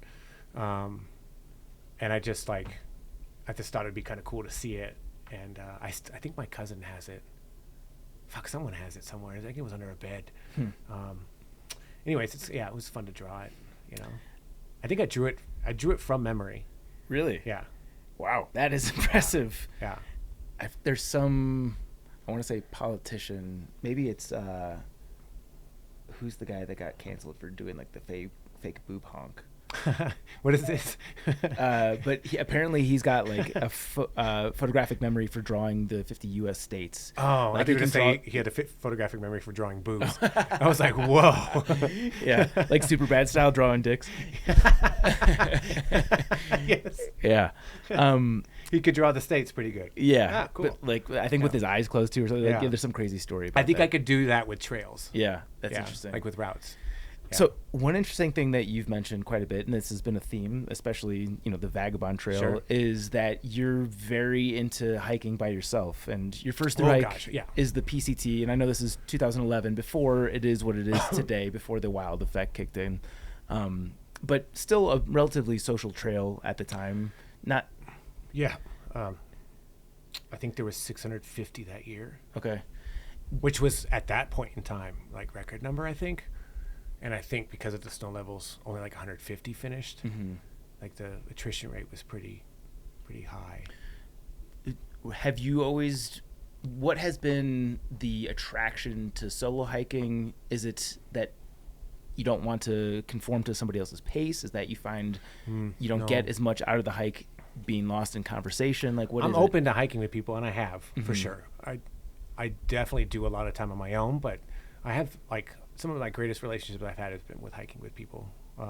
Not a lot of people. It's usually one. I'm trying to think if there's ever been two. The only social hike I really had was in 2014, and it just was not a very enjoyable time for me. It's very difficult. I don't that's why I live in the mountains and not in Los Angeles anymore. There's a pretty big reason for it. And I just don't always find crowds are people are themselves in a crowd. I feel like a lot of people just kind of formulate whatever the crowd is, you know. Groupthink for sure. Yeah. I forgot that we could burp. Oh yeah. Oh, you can. Yeah. I didn't even notice, to be honest. Yeah. It's most podcasts are can we cuss on this podcast? And I'm like, shit, can we burp on this podcast? Well, the clip that Sarah pulls is going to be fun because that's going to be 90 straight seconds of. Oh, that's great. Oh yeah. You want to fuck off? Right. Perfect. Yeah, we're good. Yeah, I think it's. Well, for one, I'm drawn to the vast, wide open spaces. I think you learn a lot by yourself, especially when challenged. When you have open space to sit by yourself and try to be by yourself. It's hard, as much as I've been by myself, it's still very hard. I think for a lot of people, we are social social creatures. So I think it's natural for us to want to be around people. Go be by yourself. It's hard. And I think you learn a lot from that. I think you could dig deep and find a lot about yourself, especially in vast open areas. And so I think for me was the draw to it was that those figures that I kind of grew up with, that I not grew up with, but I was enamored with as I grew up. That's been a big draw to it. But I've had great relationships on trail. I mean, you know how it is. You walk with someone for a month or two and you know them more than your brother. Sure. You know what I mean? And those friendships last they will last for, even if you don't talk now. If you saw them in 5 minutes, it's you just saw them yesterday. Yeah. If that, yeah. Yeah, no, the friendships, relationships that you build on trail are like unparalleled. I mean, in 14, I remember getting to Scissors Crossing, and it was like so many people were just laying around, and I was like, I need to get out of here. Like, this is not what I want to be a part of. But I felt like half the people were laying there just because other people were laying there, and I was like, this, like, where's the individuality, you know? But I like that, you know? I like individuality. Which is so funny, because when I got to Warner Springs on the PCT, like right after you leave Warner Springs, there's this field, and there was a couple people doing what you're saying, laying around, and I was like, people! And like immediately laid down, and every time people would come and they'd stop and they'd lay down too, I was like so stoked. Yeah. Because for me, I just wanted the people, you know? There's so many different hikers. I'm totally not like opposed to people. I don't want that. Like, it's not the case. Like, no. I mean, I'm a Gemini, right? So I could be super social or I'm super introverted.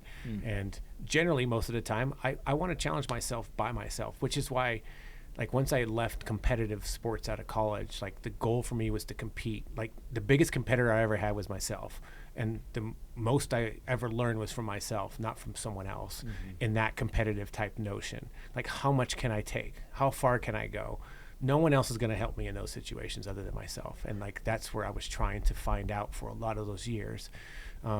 Having someone that you walk with, that you find, is, for me, it's been generally halfway through a trail where the only people that you see are the people doing the same miles you do, and the only ones you're going to walk with are the ones who have the fart jokes, the same fart humor, the same jokes, and like that type of sensibility, right? And you know, if you don't have the same sense of humor, there's no fucking way you're walking with anyone.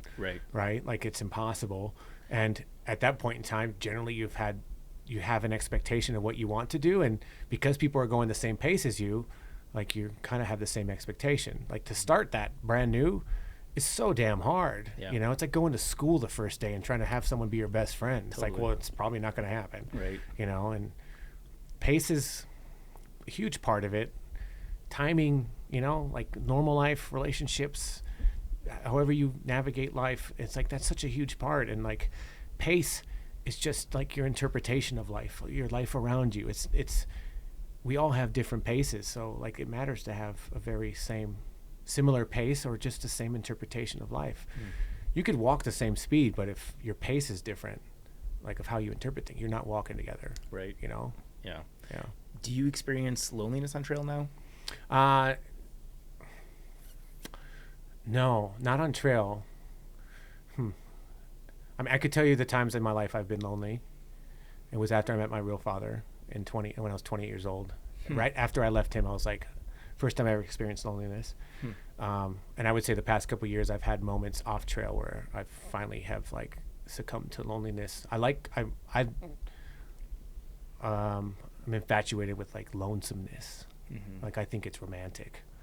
So even if like I want to go by myself, I find it like very romantic. I like imagine myself looking at some shadowy figure walking off. Like, I think that's like the dreamiest fucking thing in the world, you know? So it's interesting. You can get away from the feeling of loneliness by being on trail, even if you're by yourself. Yeah.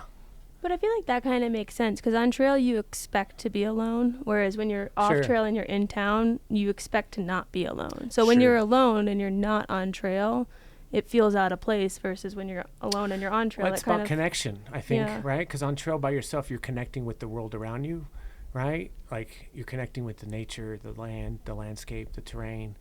I think a lot of times within like crowds, you're not really connecting with anyone, and that's where you kind of find like that empty, that the opposite of the empty landscape is the empty desolation of social connection. You know, I think it was because I never felt like I fit in a lot, like being that I wanted to like go wander. It didn't really fit in with people in LA, so I just found myself not lonely, but I found myself like not the same, right? And I think it's just that lack of connection, maybe. I don't know. I know plenty of people who've struggled on trail because they were alone, especially like on the CDT or like the PCT in a non-conventional year where the Sierra breaks things up. Like, you have to be comfortable with that feeling of being alone. And if you haven't done it before, it's daunting. Yeah. I had a buddy on the CDT this year. I went and like gave him some trail magic, and I think he was like kind of intimidated about going off on his own. I think I told him at one point, I was like, you just got to go off on your own. Like Like, you'll be okay. It's scary though, I think, if you haven't done it before. For me, part of like not wanting to be alone on trail, I'm a very much hike with other people type of person. A lot of what we talk about is kind of the opposite. But I like to be around people on trail, and part of that is out of fear. Like, I don't like twigs that snap in the night. I don't like the sound of animals. Like, I don't like something getting me when I'm in my tent. I don't like the idea of a grizzly bear. You know, like if I were to ever do the CDT, it would have to be with someone, because I am pretty anxious and afraid as a person. For a lot of what you talk about, it seems like the things that the typical person might fear on trail, you don't. No, I still feel fear. Like, you're talking about grizzly bears, it's fucking scary. Well, that was going to be my next question, is like, what are you afraid of? I mean, anything that's going to kill me. but you do all this stuff. Like, you do things that other people would be too scared to. I'm not afraid of anything. Like, in general. I think, like, endurance-wise, like, I could do really weird, strange things, and it gets worse as I get older. It's like that old, like, Uncle Rico, how much you want to bet I could throw a football over the mountains? It's like that. Like, I bet you I could walk across that fucking desert, like, with a liter of water. Like, and I believe it, because that's like the mindset. I want to train my mind to do something that's like in front of me. Like, so do you think that blocks out the fear? I think I just embrace the fear. But if I'm in grizzly bear country, like, I'm on high alert the whole time. I'm reading behaviors. I'm looking at the piles of shit, looking at how high up the claws are. I'm looking at, like, fresh tracks, like, constantly on high alert. And I have my bear spray. I hang my food, like, and if I have someone to walk with, thank God. But if no one's there, I'm singing it, like, in the woods. Like, yeah, it's scary. But I can't let it debilitate me because of for the lack of the experience I would not have otherwise. Like, I feel like part of that wildness is so powerful because you feel so vulnerable and so scary, right? It's so fearful that makes me feel stronger after the fact, to know that I got through that using my wits, using my awareness, my situational awareness, my senses. Like, I think that's part of that primordial, like, form of hiking, right? Like, back when we were nomads and we're trying to travel across, like, barren plains, but we're like, we have to read everything. We have to, like, tapping into that. Imagine how scared they were. But if you saw them, you wouldn't think they were scared. Like, yeah, there's shit that scares the shit out of me. I mean, I'll jump higher than anyone when a rattlesnake's near me, but I love rattlesnakes, But they're scary for sure, Excuse me. Yeah, I want to keep it. There's so many different interesting angles to go, and I'm always interested by the personality element, but you've done so many specific, very cool hikes that I think we have to at least touch on some of these. So low to high route, we've talked about that on past podcasts, and you mentioned that a little popular bit. route for sure. So this is the Great Basin Traverse. We should talk about this, obviously. So this is now 15. Yep. So, yeah. Yep. Sorry. Just, give us the overview. Oh, yeah, that was part of, going back into names. I was planning on that year to do the southern portion of the desert trail, crossing Nevada, and then tying into the ICT, and I was calling it the no-name route. I just didn't need to have a name, but it was also like... I'm noticing a theme with all of your... Yeah, and I really, part of it was... these were like some of the least used public lands in the country, and I kind of wanted to highlight those because I think they're the coolest, like some of the coolest places. So I did a portion of that southern portion, had some personal stuff going on in my life at the time that I couldn't do these other things. When I finally got kind of stable, I was able to, like, cross the Great Basin, which was kind of my first excursion across the Great Basin, some south to north, which only just put more ideas in my head because Nevada's the most mountainous state in the lower 48, so there's just mountains upon mountains everywhere. Is it? Yeah, so it's like 400 mountain ranges. I wouldn't think that of Nevada. Yeah, it's crazy. You think of, like, Las Vegas, and it's like super deserty, but the high Great Basin, the middle of the state, is just super mountainous, and 12,000 foot peaks, and long north-south ranges that just are incredible. It's the best. And how do they define that metric? Is it just, you mentioned there's 400 mountain ranges. Is it the number of mountain ranges? Yes, in the state? The number of mountain ranges, which would be then defined, like, by the basins in between them, so they're not connected. Yeah. Even if they're north-south, they're not, like, on a straight line going all the way up like the Sierra would be. They have, like, different longitudes. Is that right? How come there's not more hype around Nevada then? Because like I think it's gotten there. Colorado It's getting there. It's totally getting there. People are starting to go out there more, but for some point in time there wasn't. Which, like, when I did the Great Basin Traverse in 2015, like I had some research and drew a map, or drew a line, and tried to follow it. But then it was definitely the next step in a way. Like, yeah, okay, fine. Like, people think like you kind of graduate up the trails and stuff, and like, hey, Duke, and it's not as what it was. There's a lot more like linear path that people are following. Still, it's probably the biggest challenge after the CDT, I think. But I think maybe that's not true. I think like the Grand Enchantment Trail's gotten harder over the years, like because of overgrown stuff. I think that's gotten a lot harder than like when I did it in 2013. And like the Idaho Centennial Trail is like super tough. But I don't think it's the toughest. Like, I think the toughest might be the GT. I think the Hayduke is like actually kind of not that bad. But where was I going with this? So I went to Nevada like because that was like an untramped. To me, I know, of course, someone has gone across Nevada. Of course, there was something there, but I wanted to do it my own way. And once I did it, I was like, whoa, this is like a lot more challenging. And it's like you're super exposed, you're super vulnerable to like. There's not many places to hide, and there's vast distances between water and, luckily there's not like grizzly bear around there. I mean, yeah, you might get a cougar or something like that, but it's okay. You have remote towns. It's like, it reminded me of being in Bolivia. When I went to Bolivia a couple years later, it reminded me of being in Nevada in the Great Basin. I was like, whoa, this is so similar. Whoa, I just like inhaled my own burp. Yeah, I was just thinking, imagine doing that as a fart. We could get that happening, suck our own farts down. So how do you scout for this? Well, I mean, I think traveling to and from like Los Angeles to Vegas, and like then traveling to Montana, and you see the Great Basin. Plus, like as a kid, like all I did was stare at maps the whole time. I like thumb an atlas and look through maps. And like Nevada was always kind of harped on because it's also like I knew that people didn't go there, and I knew those mountain ranges were super remote. Like, so that makes me want to know what the fuck is there more than like any place. Like, do I need to know what's on Mount Whitney? No, because every fucking person's been on Mount Whitney. Like, do I have would I want to go to Everest? No, because every fucking person goes to fucking Mount. But would I want to go to some random peak in the middle of nowhere? Like, that sounds cool. And like Nevada is like the epitome of that. So that's where it kind of drew. I got that notion for it, and the intent behind that traverse, was to tie into the Idaho Centennial Trail, which I did, and got halfway through that before I got stifled by wildfires, and I had to stop hiking because the last 350 miles of 425 were on fire. So it was impossible to go up in the Panhandle. But at that point in time, I was like, okay, I did something in 2015. It was personally, like relationship-wise, it was a pretty tough year, but I got something in, and it was a traverse of the Great Basin. Really, it was just from a southern point in Nevada to the northern point in Nevada.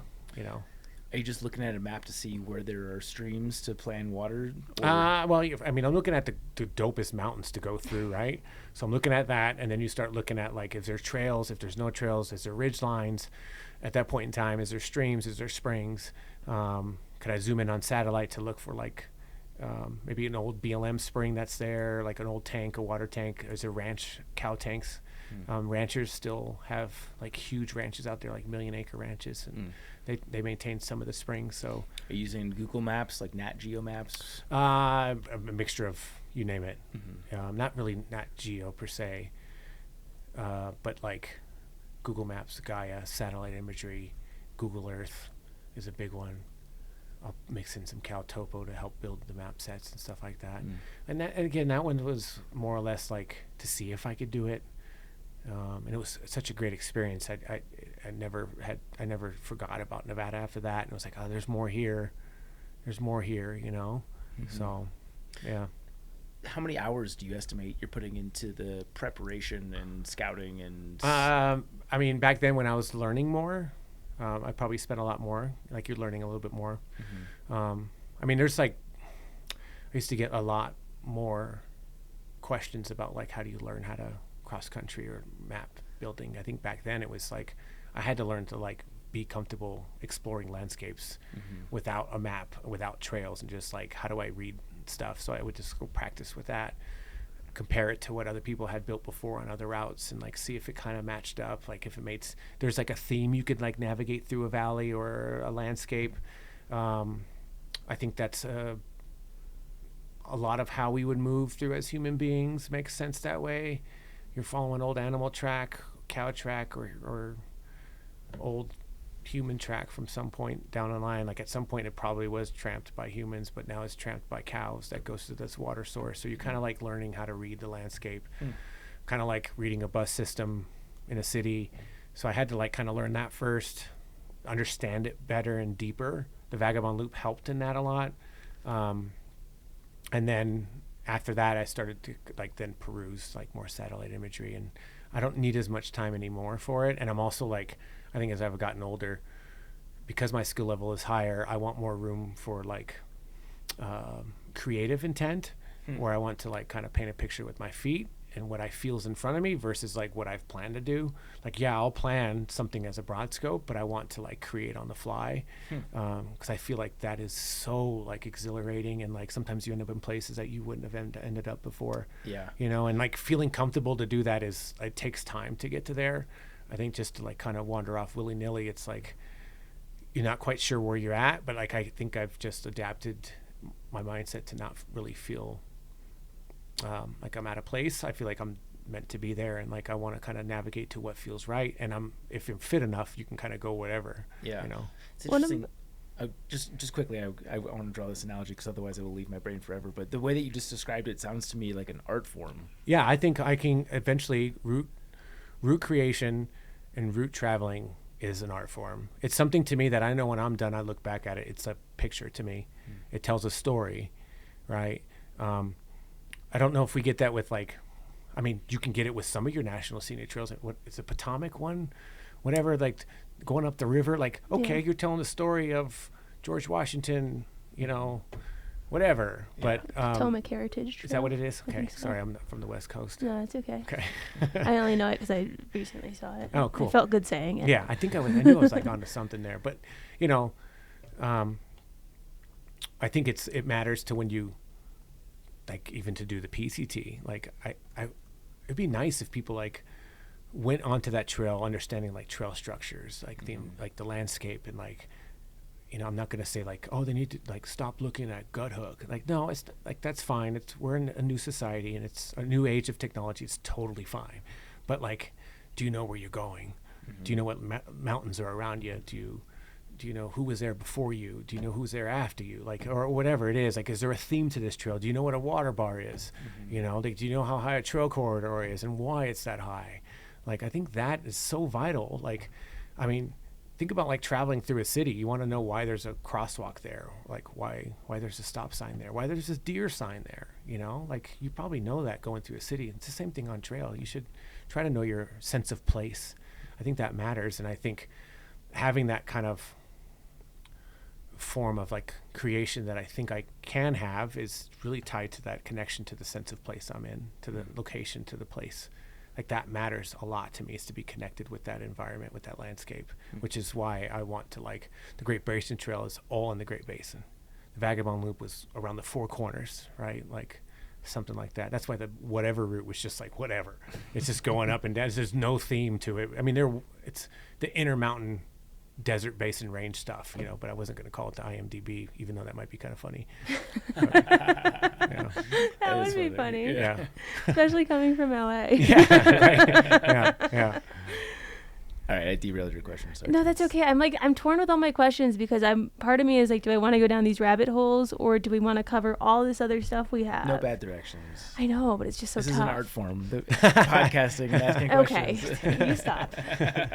When you're talking about route finding, like back to, let's say, what we were just on with the Great Basin Traverse, two-parter.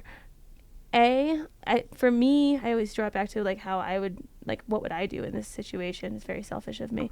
But my biggest concern, especially with things in the desert and like creating your own routes, would be with water. Like, what if the map looks like there's water there, but then you get there and it's a dry source and now you're in the middle of the fucking desert, like how do you handle predicaments like that and knowing you're going to have these sources? I think when I first started hiking, I had to learn about like I had a lever system I had to develop, and a lever system because I'm pretty driven.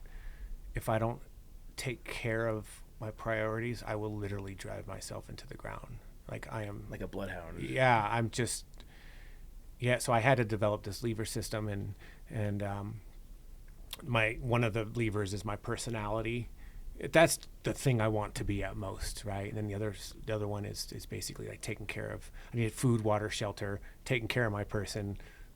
There was one other thing I'm. It's like the Maslow's hierarchy of needs. But you flipped it upside down. I mean. Maslow's hierarchy. Yeah, the hierarchy of needs. Yeah, like self-actualization's at the top. Oh, I gotcha. Yeah. So like I had two. The way I understood it was to have like two levers, which would be my fist, right? One's personality, one's my priorities. And I remember like I had this on my first through hike because I had that illness in 2007 that I thought that there was just something wrong with me. So I had to like break it down to basics. So I had like a list of goals in there of like, make sure you brush your teeth every day. Make sure you say hi to everyone every day. Like it was like simple things like that besides just like eating and whatever. So that has to be the higher than my priority, or my personality has to be higher. And once I start getting better and thriving, my personality can never be higher than my priorities. They have to be in balance with each other. And so I think like planning something in advance, like I don't flippantly take, as much as I say like, oh, it doesn't take me as long to plan anymore. Like, well, I'm still I know how to plan. Like I'm pretty good at it. Like, and you've got a high foundation. Yes, exactly. My whole life, every day is logistics. That's all I'm doing is logistics. And all I'm doing is looking at maps like constantly. So it doesn't take me as long to like plan something like freestyle wise. Like I'm pretty sure I could figure it out. But I think it does matter. Like you need to make sure you're taking care of yourself. So you can like research water, zoom in on satellite and see if there's water there, see what the weather was like over the winter. Do I think there's water going to be there? And you start to learn as you're going along in that adventure or route that you are on. Like you start to see signs, right? Maybe you see the like Sheriff Woody showed me a lot on the Great Basin just about like the color of bushes. Like, hey, it was really wet in this valley. I'm like, oh, okay, maybe the water sources might be better, right? And this valley was really dry. I don't know, they're probably like shit. And it was pretty, like you could see that the plants are bountiful and healthy. There's probably water in the area. Somehow you've got to find it, right? But generally a lot of these old sources, there's times you might get to a spot and you're dry. Sometimes you have to suck it up, right? Like, or maybe you carried extra water from the previous source because it was maybe not a reliable source. Now the part that does become like kind of dicey is that there's no documentation like or historical record of these water sources, like to say if like it was dry 5 years ago, 10 years ago, like, or last year.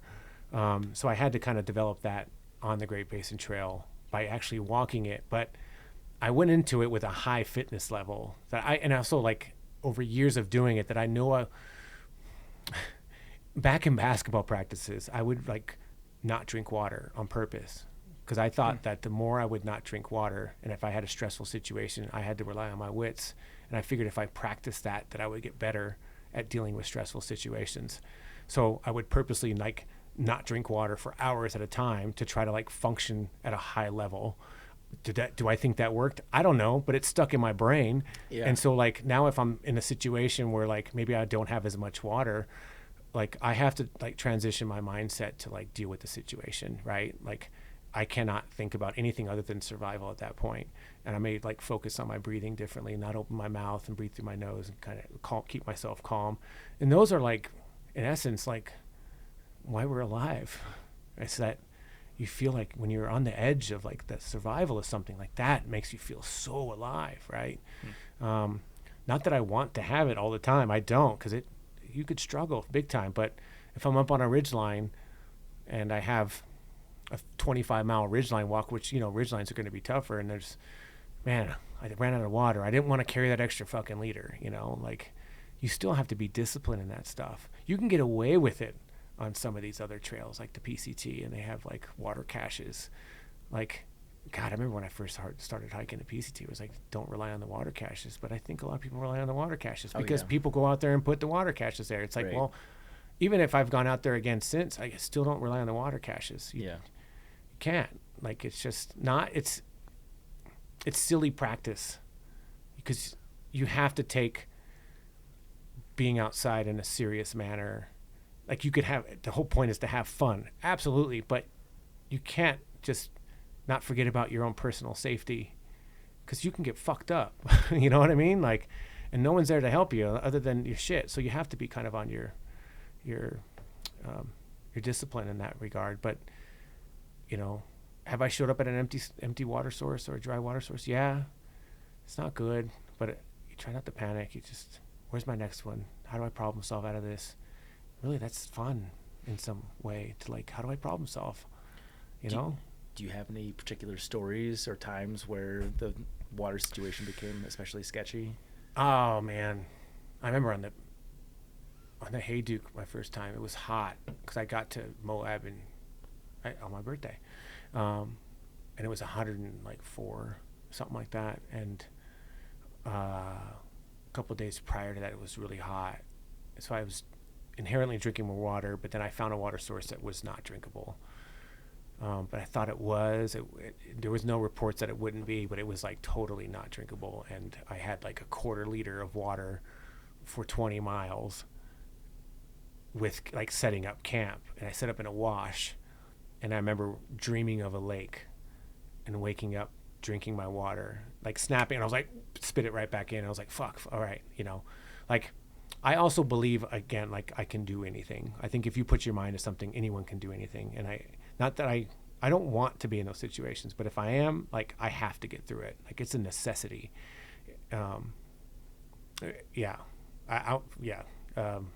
Just, I won't fucking stop. Like, that's it. But yeah, the desert trail was tough in some instances, but, over time, like, you almost get used to having those big distances, you know, and you carry a lot of water. You strategically drink in town, you know, or like you carry extra water. You walk early, you walk at night. Like, there's ways to be successful, you know, because that's what it's about, surviving and like being successful. So you have to kind of think about other ways to do it. You can't be so rigid. I'm just thinking of my favorite quote, which is, sorry, I'm grabbing my phone. No, dude. The rigid person is the disciple of death. The supple person is the lover of life. So that's kind of like my mantra that I live by in those moments. If I'm rigid, doing the same shit, I'm going to fucking die. You got that quick to pull up. Yeah. Is that your background? It's in my notes. Oh. Yeah. That's a good quote. Do you ever find yourself... I'm also very organized. You should see my phone. It's ridiculous. As a logistics manager, it seems like it's good very, very trait. organized. You'd be shocked. Do you ever find yourself taking chances because you potentially enjoy the thrill of being in that situation? Right? Like, that's it's like a fallible quality of a human being is getting like cocky over, you know, have I taken risk? Sure. Some things I'm like, I just did something in Iceland I probably shouldn't have done and got swept away by the river for the first time at my Tell us about hiking that. stuff, you know, and like, it was like, and I didn't feel like I was making a risk, but I totally made a risk and just, I was wrong. What happened? You know, a raging glacial river, try to cross it in 3 different places.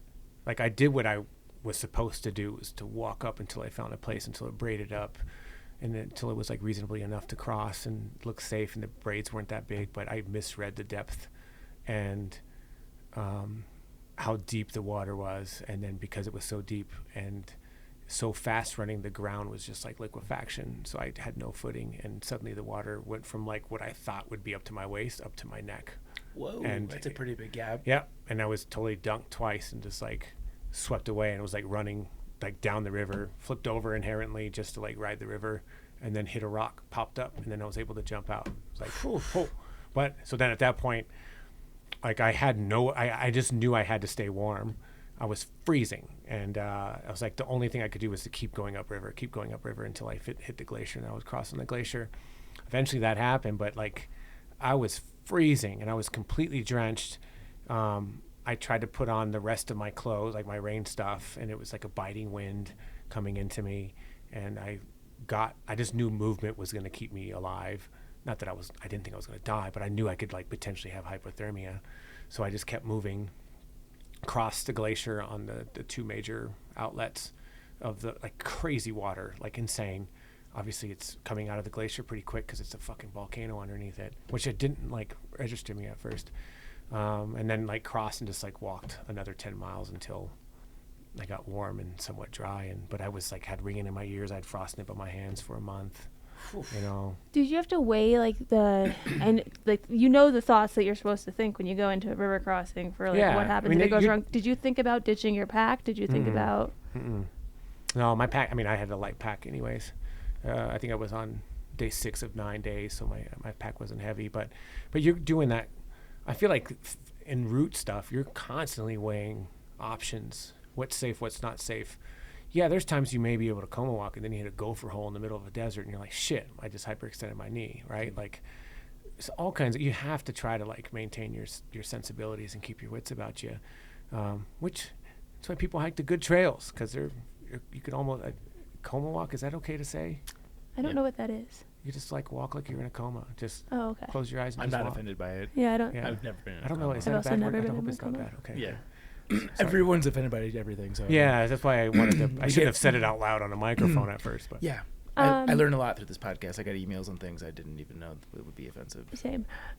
What would you say your biggest fuck up has been on a trail? Like, what has been your biggest shit? Sure.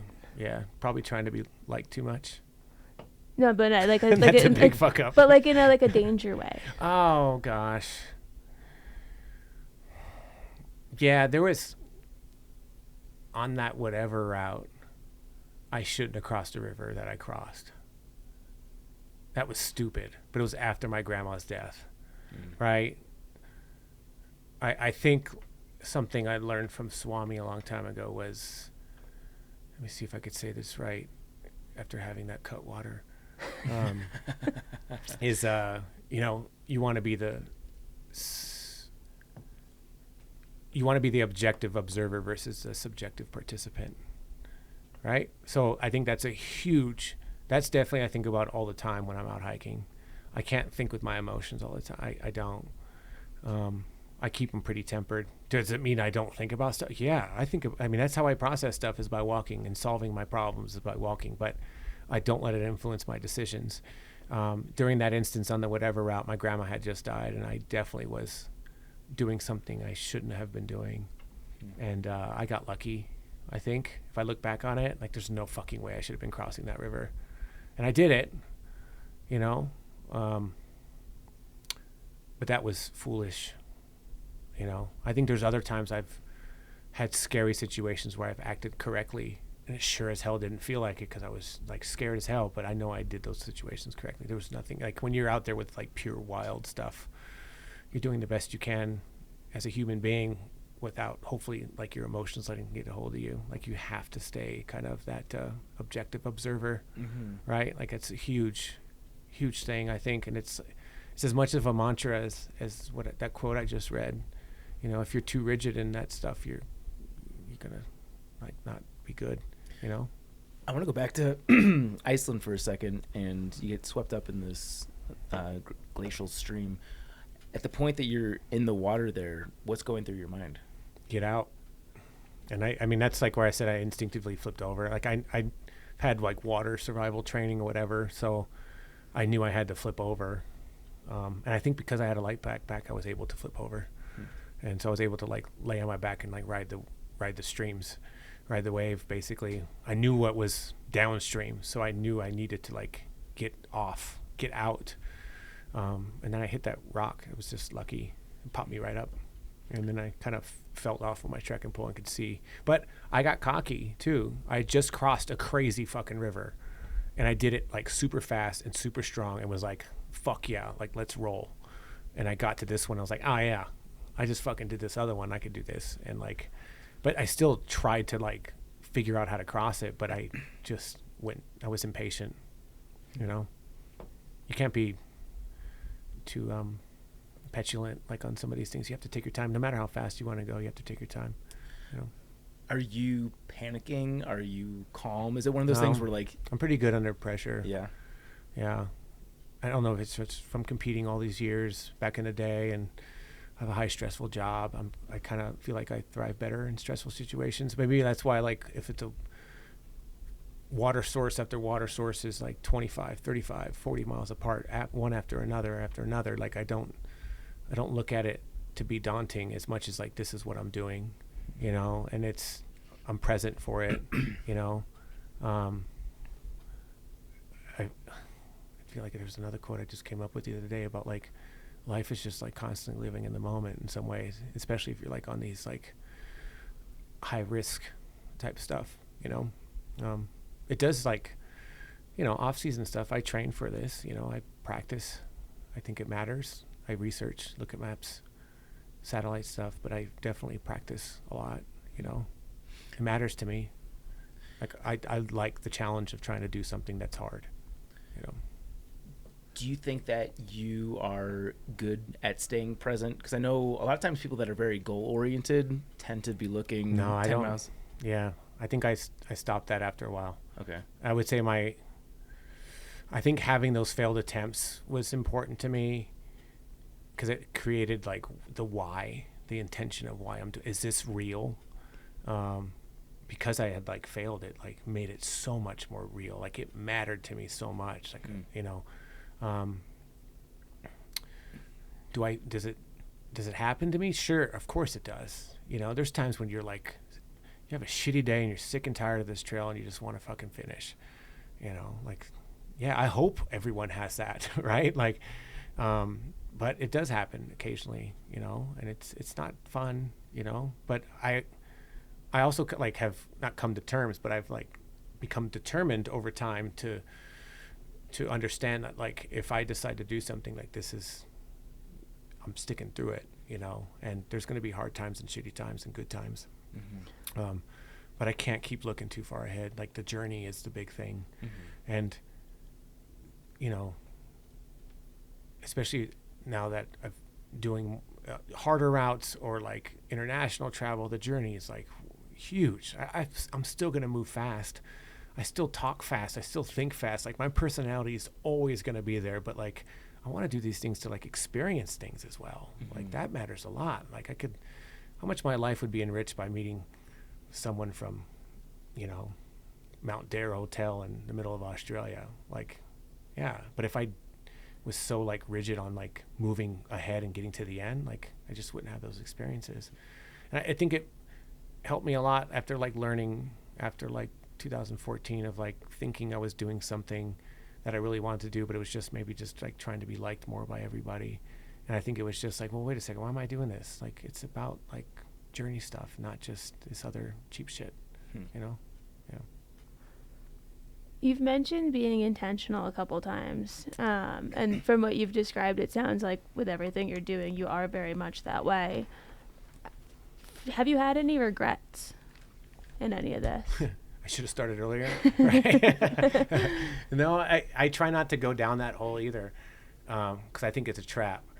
Because I do think that, like, man, like, what if I had saw a sign, like a flyer at college that said, come be a wildland firefighter. Like, I guarantee I would have been long distance hiking beforehand. But it didn't work that way. My story is my story, and you live life the way you live life. And it's like, I am who I am now because of that, and I wouldn't change it for the world. But there's sometimes you get tempted by that stuff, you know? Thank you. I think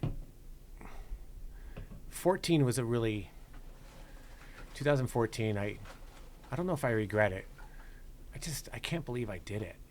Like I went through that year hiking with some false notion that I was like choosing love as an adventure when like love had nothing to do with it. And I look back at it, it's like, what was I doing? You know? And I don't know if I regret it because I felt like I had to battle to get out of it, but sure as hell wasn't fucking fun, you know? And I think like why we do things a lot of it should be revolved around fun. And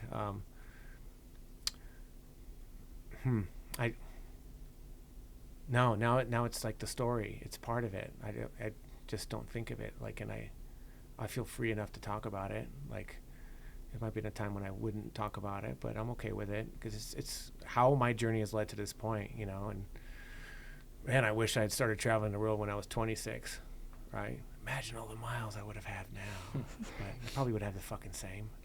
Like, it wouldn't make a difference anyways, right? Everything averages out. Everything levels out. Seems like you've made up for lost time pretty well. well. Yeah. I try to do that, you know. But it's just because it's like, you know, I want to keep doing that, you know. I don't know. Like, I'm definitely like if I want to keep grabbing shit, like, you know, I want to keep going, right? Mm-hmm. And like, I'm a go-getter, but it's not. I don't like that kind of term, but like, I'm just gonna do that, you know. Like, if you leave me something, I'm gonna take it, you know. Yeah. You've mentioned, I think you alluded even early on, you had a pretty light setup, especially for like an early backpacker, and you're light today. And I mean, not like Scott Williamson light, but I was trying to learn how to be light. Yeah. Yeah. I'm curious to know, and I obviously with the style of backpacking that you do today, you can't, but what's your typical mileage? Let's say I dropped you on the PCT today. Oh, I mean, I'm probably going to do the same I was doing when I started. It's probably going to be upper 30s, low 40s or something like that. Day in, day out. Yeah. What's your pace? Probably the same as everybody's. No. Maybe no more than 3. No. Well, I mean, not me. You've got a foot on Sean's. I mean, I'm most people are walking 2.5. Like, you start doing 2.5. You feel great when you're doing 3. Sure, there's people doing 3.5, but it's probably anywhere in that realm. It's just I hike probably longer, right? Like, it's just mileage. I don't look at like how many miles I did per day. It's like I was telling someone at my job, I don't look at like how much money I get paid, because I just know if I put in the time, I'm gonna get it. It's the same thing on trail. Like, if I put in the time, I'm gonna get the miles. I don't like harp on that. When I was like first starting, I wrote down every day how many miles I got. I haven't done that in years. Like, I know if I walk 12 hours, I'm probably doing 35 miles regardless of the terrain, unless it's like the Grand Canyon and I'm getting 11. You know, like, if it's natural or if it's rolling, maintained trail, like whether uphill, downhill, or flat, it's pretty much the same pace.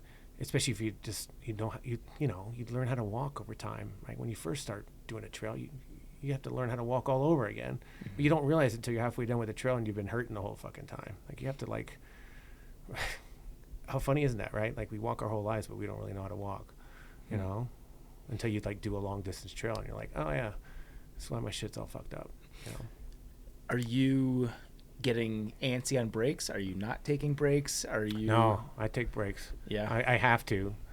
I know I'm better at like taking, it's part of that priority, the lever. I have to take care of myself, and I have to do it at like a certain time frame. And it's weird. Like, if I hike with some people for a couple of days, I can adapt to what they're doing, and it's fine, because I know I'll make it up for it later.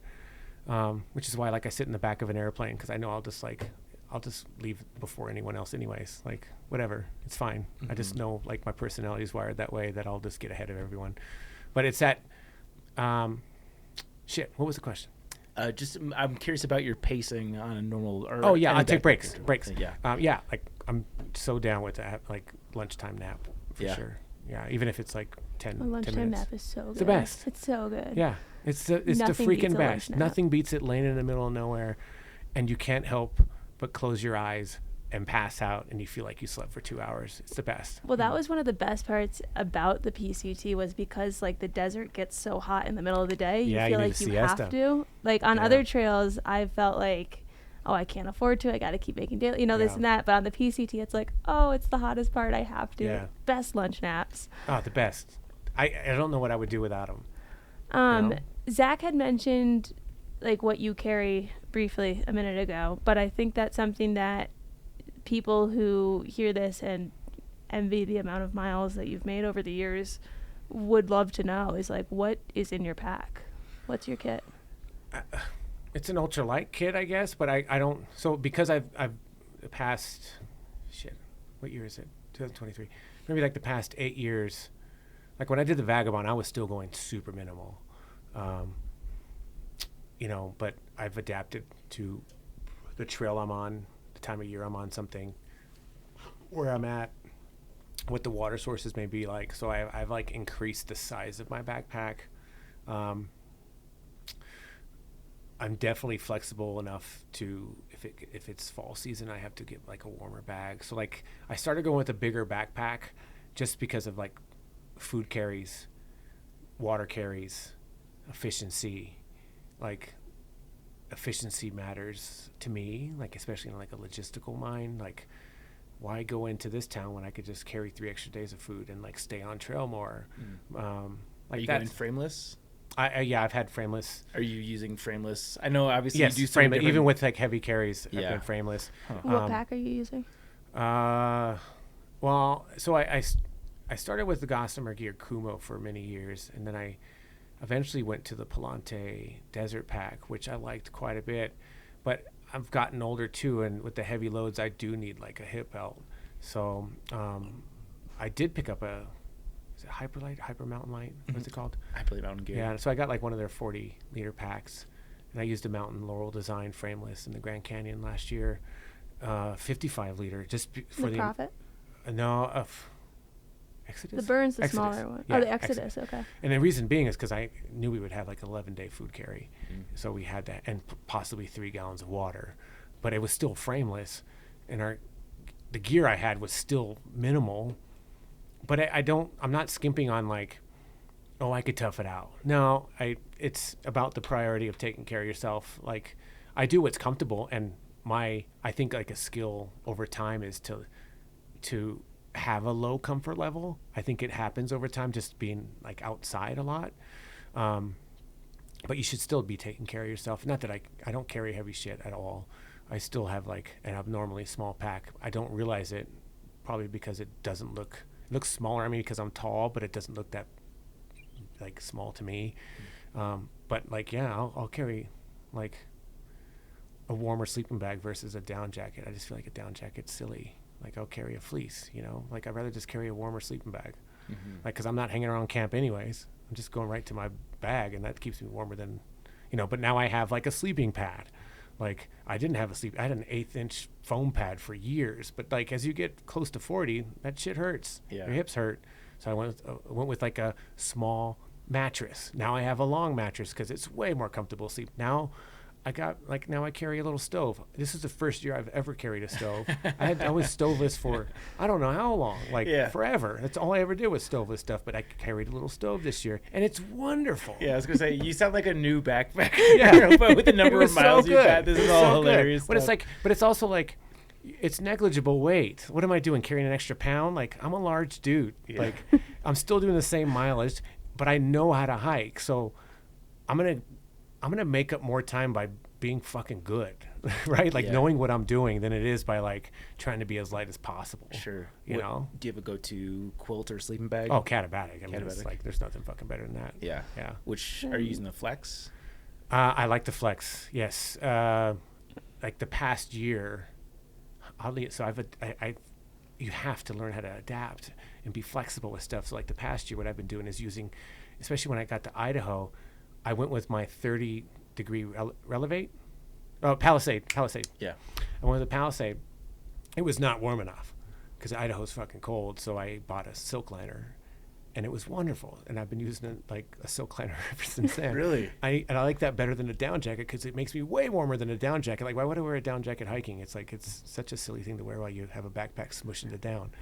Seems silly. Who did I like we to have on picture recently that was also talking about using a silk liner. It kind of surprised me too, because I always associated with silk liner with like AT first through hike. Yeah. I had a silk liner on my first. You could through hike find a on the 4-ounce AT. silk liner I thought it that's made me 10-degree colder. weather. Huh. And I carried it when I was like new on the PCT, so I didn't even know how to sleep in a quilt yet. So like that was probably personal error, but I've always in my mind because of that like thought it makes me colder. It makes me cleaner. Yeah.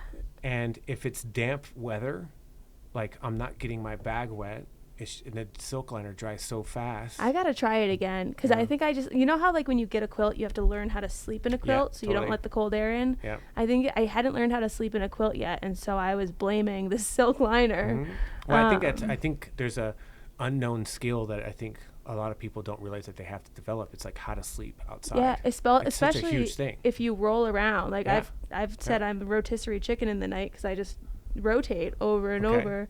But if you're in a quilt, you have to figure out you have to figure out how to do that rotation without letting the underneath open to the side, because like that draft in the middle of the night is danger. Yeah, it takes experience. Yeah, you have to. I've got to give it another try. In the back of your mind, you always have to be thinking. Even like about on a the bed, location. in my normal bed, I sleep like as if I'm in a quilt. Sure. Just from like Years you have to be disciplined in that regard, right? You can't like fall off your back and suddenly you're freezing. It's like, I need to rest, recover. Rest and sleep is so important. So like as I've gotten older too, like I'll add things to my pack to help with that, right? If I'm 25, I'm carrying the least amount of shit possible. Right. But as you get older, you need certain things to help you kind of sleep better, recover better, like, because that makes me perform better in the daytime. Totally. You know, like eating warm food, it's not more for the mental state. I think it's more for me like to enjoy eating, like how it makes me feel physically of having like warm food, and I have more options to eat in places versus just like trying to do, you know, beans and ramen all the time, you know. So did you say you're using a long length inflatable sleeping pad? Yeah. What are you using now? Oh, what's the yellow one? The X-Lite? Yes. Yeah.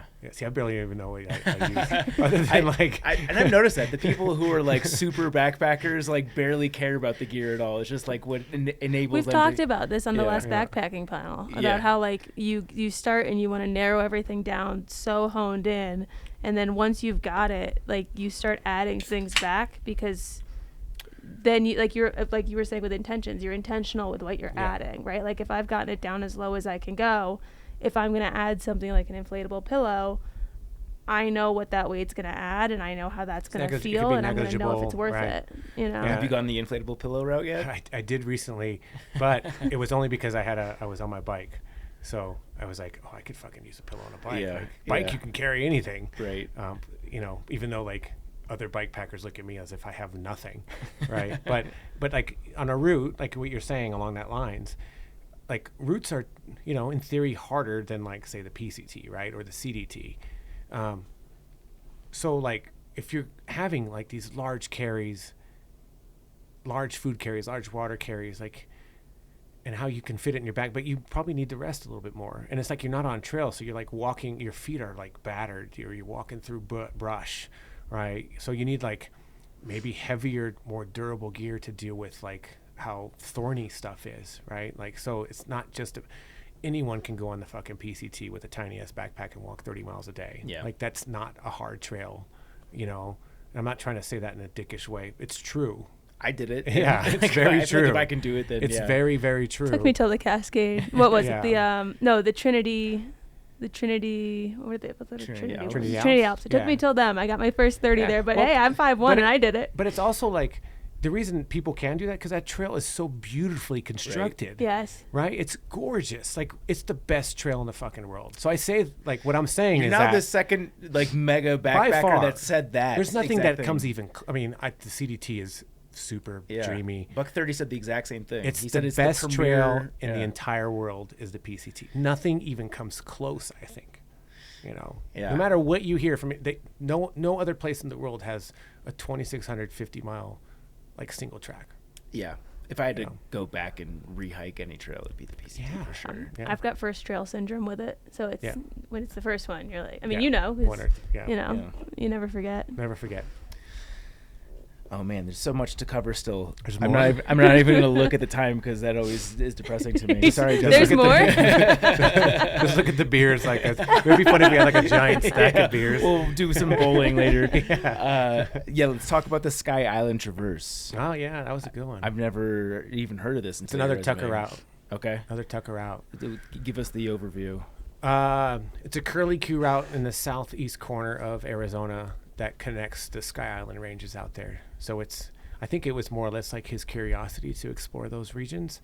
that region per se, which is a very super biodiverse region, more so than like what most people would. It's like kind of like how Nevada is. Like, oh, Nevada's mountainous. Like, oh, Southeast Arizona, the Skyline Ranges is like more diverse than most places in the lower 48. Super incredible. You get bears, cougars, all kinds of animals. But it's very rugged trail, very remote trails. A lot of navigating. It's not signed, obviously. Pretty tough, like tough on the body, In terms of in backcountry navigation, are you using Gaia or are you using maps and compass? Gaia, right now, Gaia. Yeah. Do you fluctuate between different tools? I mean, if I can, depending on the route, like the Grand Canyon last year, I made a map set for it. So I had like paper maps, Gaia, and an overview map. Like, so we had like 3 different, like, just in case. The Skyline Traverse, I had paper map and Gaia. The Great Basin Trail, I had Gaia, and I made my paper maps for that too. So I definitely like having the backup on some of that stuff. If I'm on the PCT, I don't even know if I would bring anything, just because I know it. And just to clarify, is the map the backup or is the GPS the backup? On the Grand Canyon, the way we navigated with Katie was that I was in front, immediately in front, kind of navigating what was in front of me. So I would use Gaia more, where she was in the back, looking bigger picture, reading the map more. When you're by yourself, like on the Skyline Traverse, it was a mix of both. If I had wide open terrain, then I could like use the maps. If I was like in a canyon, then I would use like, how do I get out of this? I would maybe look at the contour levels that I could zoom in on Gaia that way. Yeah. So it's a combo of both. Not super reliant on one or the other, but probably ended up using like Gaia more, but just because you get really good at it. You know? It's so easy and great. Yeah, it's easy and it's clear. You could zoom in and. Yeah, I mean, how many times do you could have a paper map and you're trying to zoom in on a paper map? I've done it. I've certainly done it. Yeah. Damn, I don't know if we can do everything here. I don't think we can. No, that was my problem from before. Remember when I was stressed and you were chill? Yeah. That's why I was stressed. Okay. Well, I mean, I could run it down if you want. Or we could also do a part 2 at a future date if you're not sick of us. How about if you make us a soft promise that you'll be willing to come back, it can be a future year if you want. You don't have to it could be whenever you guys want. Next time you need to see Twinkle. Yeah, we would love to have you back on because I don't want to yada any of this stuff. Do you want to, what if we end, the only reason I'm saying this because the Skyline Traverse was part of 16, like it's 1 year, and then 17 was kind of where like bike packing, South America, other stuff happened. Like it was kind of like, to me, at least in like how I look at how I've done things, 16 was a very big year, and then I kind of switched. Okay. Yeah. Take us there. Hey, he only has kids. I've got nothing. So we're here as long as you want. Yeah, but at this point it will go 4.5 hours. Is that what it is? We're at 2 hours 38 right now. That's shit, it? really? I thought we hit 3 already. No. Wow. Okay, yeah, take us there. But wherever you think. Well, I mean, it's kind of easy 16 because I went from the Skyline Traverse to the PCT, right? But there, because of like that 2014 year, it left. And PCT is your like you're saying, first trail syndrome. It's the best trail in the world. I had such a bad taste in my mouth after that year that I needed to do it again, and I wanted to do it the way I've always dreamed about doing it. And in that year, I was like thinking about something bigger. I wanted to have like a long year of doing something. The Skyline Traverse was part of it because I was really focused on like trying to do these obscure routes at that point in time, especially like these 500-mile routes. I was really trying to do something that was like way off like people's radar. I did that, but I also wanted to like do something big. And that year I was looking at potentially doing after the Skyline Traverse like 3 different trails. Not like the calendar year triple, but I was looking at doing something else it's another trail that we'll talk about on whatever year the next podcast is. But I went to the PCT and I wanted to get through that as like the way I've always wanted to. Which is? As fast as possible, like crushing it, like how I did half the PCT in 11. I wanted that the whole trail, right? And I wanted it, I knew the trail. I wanted to like feel it. I wanted to feel like the contours, like. And that was one of the drought years, so you could go faster through the Sierra. And I started April 28th and finished July 22nd. Sheesh. But the reason I was Jesus. doing that is Yeah. that I then jumped to the CDT and then hiked the CDT starting July 26th. And my intent, which was another part of that 14-year or 15-year, I kind of, after the Great Basin Traverse, I was kind of bouncing around the CDT, and I just had like another type of bad experience that I couldn't just like leave that in my person. So I went and hiked the CDT after that, and I was hammered that sucker until I got down to Cuba and got food poisoning and then had kidney stones. Ooh. On Nita's I've heard toaster that's house. brutal. Yeah, I must have dropped 25 stones on Nita's toaster house porch.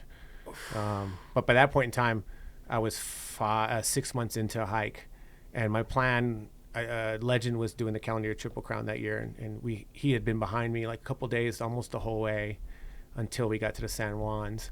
But my plan after that was to go hike the desert trail. So I was going to do my own. Calendar Triple Crown. A quick side question before we move to far past it. When you say you dropped 25 stones on someone's porch, Yeah. Came out of my penis. No. Yeah. Kidney stones come out of your penis instead of your butt? That's what I mean, I drop stones out of my ass every day. I know, but well, that's what I was gonna ask if they looked different. Now I have so many different questions. I was like, how did you know the difference? And now I'm. Oh, you know the difference. How big they came out of that little hole? It's pitch black. I don't know how big they were, but something Like came out of that pee hole raisins, that was bigger than the pee hole. Skittles, No, not that. M&Ms. I could have. a Skittle. Please don't say Skittles. I love Skittles. M&Ms. No, that's enormous. Um, It probably half the size of a pea. Okay. So A they're not very big. Also, A urethra kidney is pretty stones are really small. small. I mean, Yeah. you could barely get a toothpick in there. I mean, I think but it was like yeah. Maybe that's not the right analogy. yeah. we squeeze babies out of things that don't Well, that's look kind like of the babies would come how out people of them. say it. They want to. It's just so crazy that they want to compare that to giving Right. birth. Can you feel it while it's coming down the shaft? Yeah. Well, I felt it go from. I felt whatever the stone dropped from my kidney to my bladder. I felt that walking into Pie Town. Even with as small as it is? And well, it went from my kidney to my bladder, and I felt in my bladder. And that night, I was like wrenching in pain, wrenching. Squirming? Any Why am I word saying works. wrenching? No, that Wrenching works. word? That's a word that works. I do feel like, there's something else I'm trying to think of that sounds like wrenching, but something wrenched out of my pee Writhing? hole. What Is it writhing? Writhing. I think Yeah. it may be writhing. So I woke up and I had this insane urge to go pee, and I went and peed, and like you feel something like coming out of it, And you knew what they were when they came? Just no doubt. Or you were just like... No doubt. Ah. I had a friend No that doubt. went to the hospital for this, Yeah. and he said it was the most painful thing that he's experienced. Like 10x was Pretty bad. Was Yeah. the second. The thing that was number 2 was 10 times less painful than kidney stones. I've always heard they were painful, but I thought that they were like stone-sized things that came out of your butt. Yeah, no, that I'm happens learning every day, so much apparently. on this episode. Starting with clown mouth, Yeah. ending with kidney stones. This is a very informative lesson for Did you me. have to go to the hospital for this? Well, I was in Pie Town. There's nothing there. Yeah. So I called my doctor buddy. He's like, yeah, you got kidney stones. I think he's like, you'll be okay if you got rid of them all, but you probably should get to a clinic. And I was like, the only clinic would be in Reserve. So I knew that if I hiked 40 miles forward south, that I would have an access to a road. And the next day I was in incredible pain again, falling down at 5 a.m. in the morning with like elk bugling all around me and pitch black stuff, like pissing out more rocks. And then I got to the road, hitched in to Reserve, went to the clinic, did a blood test. I still had blood in my urine, so they gave me medicine to like break up the stones. And so then I spent 2 days there, like flooding my system with Gatorade and water to then like try to piss it out. And then after 2 days, she told the nurse told me that if I didn't feel pain after 2 days, then I was okay to go back on trail, really in my kidney area. So I didn't feel any pain. So then I went back out on trail, but I definitely passed my last stone in the Gila River. And by that point in time, because I was trying to do the desert trail after this. So that means I was trying to like hike the Skyline Traverse, hike the PCT, hike the CDT, and then hike another Mexico to Canada route, Canada to Mexico on the desert trail. I was right there. It was fucking right there. But doing these big things like that, you're like constantly on that like line, the balance line. And I got to Cuba, called my boss at work and was like, hey, I'm not coming back till December 25th. And she was like, okay. And then I got food poisoning that night in town. Didn't feel it till Grants, New Mexico, then got kidney stones, got to Silver City, called my boss back. I was like, I'm coming back to work. And so I had to cancel whatever I had after that, which would have been 10 months and 8,000 something miles or something like that. So I ended up I had to like face the truth. Yeah. That my goal wasn't happening because I was completely, utterly exhausted. More mentally than like physically. It was just mentally so tired of like dealing with like this pain over and over and over again. And by the time I got to the border, I was pretty much like done, you know. Was there any part of you that getting the food poisoning was triggering for your 2007 hike when you got salmonella? No. Okay. No, I mean, stuff happens. Yeah. Stuff happens, for sure. Did you keep any of the kidney stones as like little It souvenirs? was so pitch black out, like it was like a new moon and I'm on a porch just peeing into the desert ether. I have no idea, you know, and I'd go back, lay down, wake up, have to go, you know, it's just terrible. Yeah. Yeah. Anytime you're pissing blood, you're in a bad spot. Yeah. Especially if there's like a rock coming out of your dingus, you know. Yeah, that's where they. Do you remember in the Green Mile? You've watched the Green Mile, right? Mm-hmm. Do you remember when the guy was like having trouble peeing in it? It was a very small plot point. I always thought he had a UTI, but now I'm thinking maybe those were kidney stones. It could have been a UTI though too. I mean, it probably burned either way. Yeah. Yeah. I just feel like I've learned so much today. Yeah. You can keep this going. I'm going to run to the bathroom. Okay. Yeah. Where do we take this? Okay, so you were telling us about 2017, and this was 2016. No, this is 2016. This is 2016, but you were saying that you wanted to wrap up with 2017, well, right? we could wrap up with 2016 is what I was saying, because Okay. the transition would be from like that year to the next, right? Because the next year I started doing international. I got bike packing and then international stuff. Yeah, we've got the poop loop. Yeah. We've got these are. I was really hoping I'd see Zach pronounce some of these words because he's not good at which that. ones? Or like Muggion, or what did he say? Mogalun? He said Mongolian. Mongolian for the one that didn't have an N except for the last letter. But yeah, no, that would have been fun. I guess I mean, we can keep going. I don't care. Zach will get in trouble. He's got to get home to the kids, I'm sure. Oh yeah, for sure. But I guess let's say this is part one and part two is to come. Where do we want to leave this one off? I think right. Yeah, I think 17. It goes from like I was doing things, pushing myself, to then like starting to branch out. Let me rephrase. Does that make sense? What kind of message do you want to leave off on? Like what do you want people to take away from the first the part one of this? Yes, sir. I see what you're saying. You know, because I think journey. That was an important year for me. That was so fast. You didn't have any rocks to piss out of. Yeah. I think like 16. I remember meeting people in Wyoming in the Great Divide Basin, and they were van people supporting Great Divide mountain bikers. And I had dinner with them, and they're like, what are you doing out here? And I just remember like telling them like this was like the year of me. And it was like I'm redoing things that I have done before, but because it matters to me to do things correctly. And I think it ties back into like how I always wanted to leave, and like I always wanted to do things right with my mom or with my family. Like it was still the same way. But in 16, I wanted to do right by myself. Like why I've done this whole stuff for all these years was for 16. Like this is why I'm stepping out here into this stuff, was because this is who I am.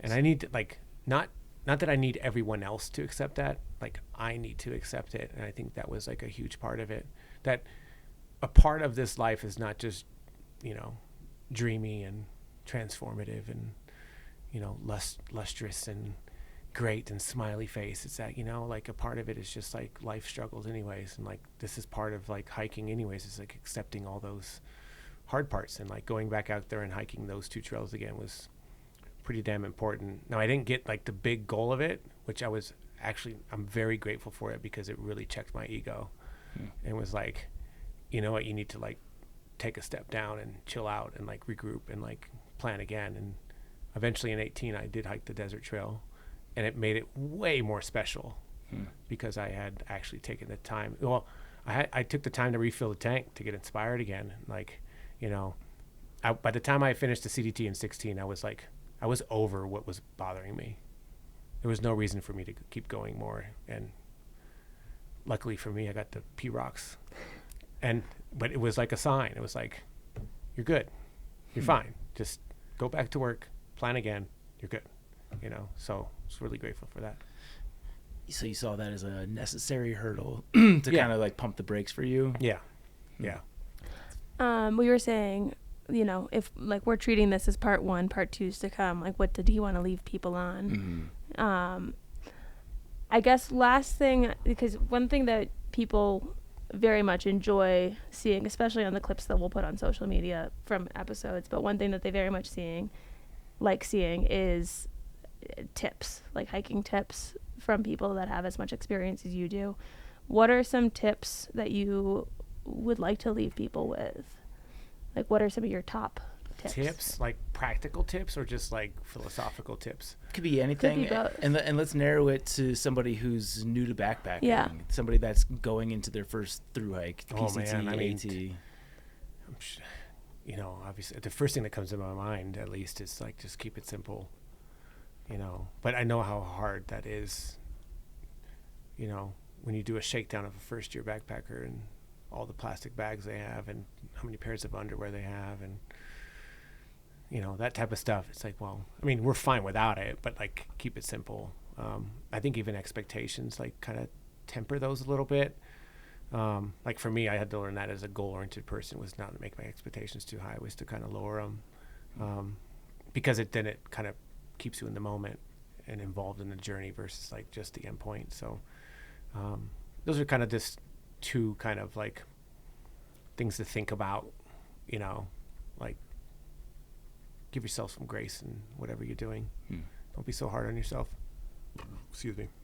As far as like practical, like application of like gear stuff, I mean, take what you need, not what you want. I think that's huge. And it goes with the levers that I talked about earlier. My personality probably wants a lot more stuff, but just take what you need. Be realistic in that. I don't know. Be a part of the environment. Get your sense of place. I think that's a huge tip. Like, is to be out there, connect with the landscape. You know, I think that the land first. I think, to me, it's the land first. Everything else will come after that. But you're out there for a reason, so you can take care of it. You know, honor it, type of shit like that. Probably getting too many Coors Light in me and getting all sappy. No, these are good tips. But I don't know. Like, I don't know. What do I want to tell dude to like how to set up their shelter? Like, just go fucking set up your shelter. Like, do however you want to do. I was talking to a friend today about like, you know, having people. She was pretty efficient person. I'm very efficient. Like, it takes me 5 minutes to get ready from camp. At work, it takes me 10 minutes to get ready to go to work. Like, I'm the same thing in real life as I am on real life on trail. The same person. Like, I'm not anybody different, you know, but how other people's personalities just takes them forever to get ready and stuff like that. I'm one of those. I'm a It takes me dilly-dallyer. 45 minutes. I dilly every dally. I'm distracted. I have ADHD, so like keeping on one single task is very difficult for me. Yeah. It's like, we were cracking up about that, because like I remember I was hiking with someone and how long he took, and I was like freezing my balls off, you know. It was like, you could have given me a heads up, man, like, because I literally could have slept in. I could have just lay there, because I'm Right. gonna be up anyways. Yeah. But I could have like laid there being warm until 5 minutes you were ready. Right. Because even if I got ready 10 minutes before you were ready, I'm still looking for your shit in fucking camp, you know. But yeah, I don't know. But I think it's like, I was trying to tie it into something, but not even like try to overthink stuff, or like, you can't just be efficient if you're not efficient. Like, it's a big part of your personality. Like, be who you are when you're out there. Like, try to have fun with stuff and not like overthink things. Just try to be who you are, but take care of yourself, you know. So I don't know. There's nothing else I need to say. Like, make sure you dig a cat hole. Yeah. You know, but yeah, I don't know. I think there's a ton of insight that can be gleaned just from the natural conversation that's come from this interview. So thank you for that. I think this is the first interview that we've done with like a conscious, like we're going to stop it here for the part 2 We've never element. been so proactive. Really? Yeah. This is like, this is kudos to us. Very cool. Well, also kudos to you because Yeah. as we were going through this and I realized what time it was and how much there is still to talk about, like But also not kudos to him because he was like, we could keep going. He said that when you I were mean, gone. I could. Well- When you went to pee, he was like, we could just keep going. we could go through it. We could go through it. But you can No, I keep- think we can this is keep a good going idea. in. I think this is a good idea. That's fine. I just think you're a little bit of an enabler. I don't want to be the bad guy here. I don't mind coming back either. Yeah. We don't mind having you back. This is fun. My oldest just went down for bed now, so there's Yeah. there's no advantage to me going back now. But for the sake of time Yeah, and that's not fine. making this a 5+ hour podcast, I look forward to a part 2 because there's still so much. Because even if we did a 5-hour podcast, you still break it up in 2. and most people, I'm surprised. that We've anyone- never thought about that. But if we did we a 5-hour have never thought podcast- about that. Yeah, we've never done that before. That's really smart. Yeah. Yeah, I mean, we would be. I mean, I would be pretty tanked Yeah. by the time it got. Duh. To, Yeah. By the time I got to 2019, I'd be like, whoa, and we wouldn't even. I wouldn't even know how to talk about the Great Basin Trail Yeah. at that point. That's a good Yeah. mental note for us, though. That's kind of a smart idea. Yeah. Well, Dirtmonger, this has been. I had very high expectations, and this was every Oh, bit cool. and more. So Yep. thank you so much for No, sharing. thanks your for the journey. cool questions and stuff. Yeah. This is fun. Very much looking forward to the part 2. Excited for you to go hang out with Twinkle and Grace. Oh yeah, they're always that's good right. people. That's where I'm going. After this. Yeah, but thank you for joining us here on Backpack. Yeah, Radio. thanks for having me. Yeah. To the segment portion of today's show. Do we even need segments? That interview was so good. I feel It like was- it's just gonna be a letdown. I mean, This is like the smoking the cigarette after the, Yeah, it is. It started good. It started Once great. I learned what a clown mouth was, I knew it was going Yeah. up from there. Yeah, shout out to Twinkle for prompting that. Yeah, we mentioned, I think we said this during the interview, but we mentioned that Twinkle gave us a prompt for the interview, and he was just giving us guesses as to what it was, and he gave us a little bit more interview fire to work with. But okay, Trek Propaganda, like I said, we're going to go quickly through segments because this is the cigarette portion of today's show. I want to highlight a piece by Jamie Engel. I believe this is her second piece, just going off memory here. Apologies if I got that wrong, but new contributor. And the title of this one is What Virginia Blues? 10 Can't Miss Landmarks in Virginia. For those who are not familiar with the context, is there's a saying of the Virginia Blues on the AT. This is especially true for northbound AT hikers. People oftentimes get a moment of melancholy when going northbound on the AT, and that very often happens in Virginia. And Jamie writes a piece on why that shouldn't happen because there are so many things to look forward to. I'm just going to drill in on one of the 10 pieces that she highlights because this is something that was news to me. Maybe this is new since I hiked a million years ago. But point number 5 is Marathon for a Cake. One of the Virginia hostels that will always hold a special place in my heart is the Bear Garden Hostel. It boasts comfortable accommodation at an excellent price, but the standout feature is the Marathon for Cake. If you agree to stay for 2 nights, the hostel owners will shuttle you 26.2 miles ahead on the trail, and you can hike or slack pack a marathon back home. Bear Garden Hostel provided cake for us after we finished the marathon for cake. It's just a fun phrase to say, marathon for cake. This was my first trail marathon, and the reward was spectacular. When you arrive back, the owners, Bob and Bertie, will greet you with a homemade cake. Lucky me, it just so happened to be my favorite, Texas sheet cake, and it was just as delicious as it looked. That makes more sense if you can see the photo, which you should go look at via the show notes on thetrek.co. Question of the day. Apparently this is one going around the interwebs. I had never heard of it prior to today, but here we go. You introduce it.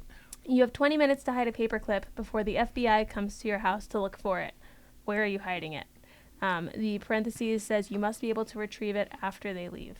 Yeah. So there's a little gray area in the parentheses because there's interpretation there, right? So my first instinct was I'm going the drug mule route and putting it in a condom and swallowing it. You don't think that they know that better by now? With all the drug people? But what are they? Are they putting me through an X-ray? I don't understand. Like, how are they finding it? I'm sure everyone that has swallowed drugs in a condom has probably thought that same thought. I think a lot of them get away with it. But we're not saying the FBI is staying for 20 minutes. We just say you have 20 minutes to hide it. Yeah.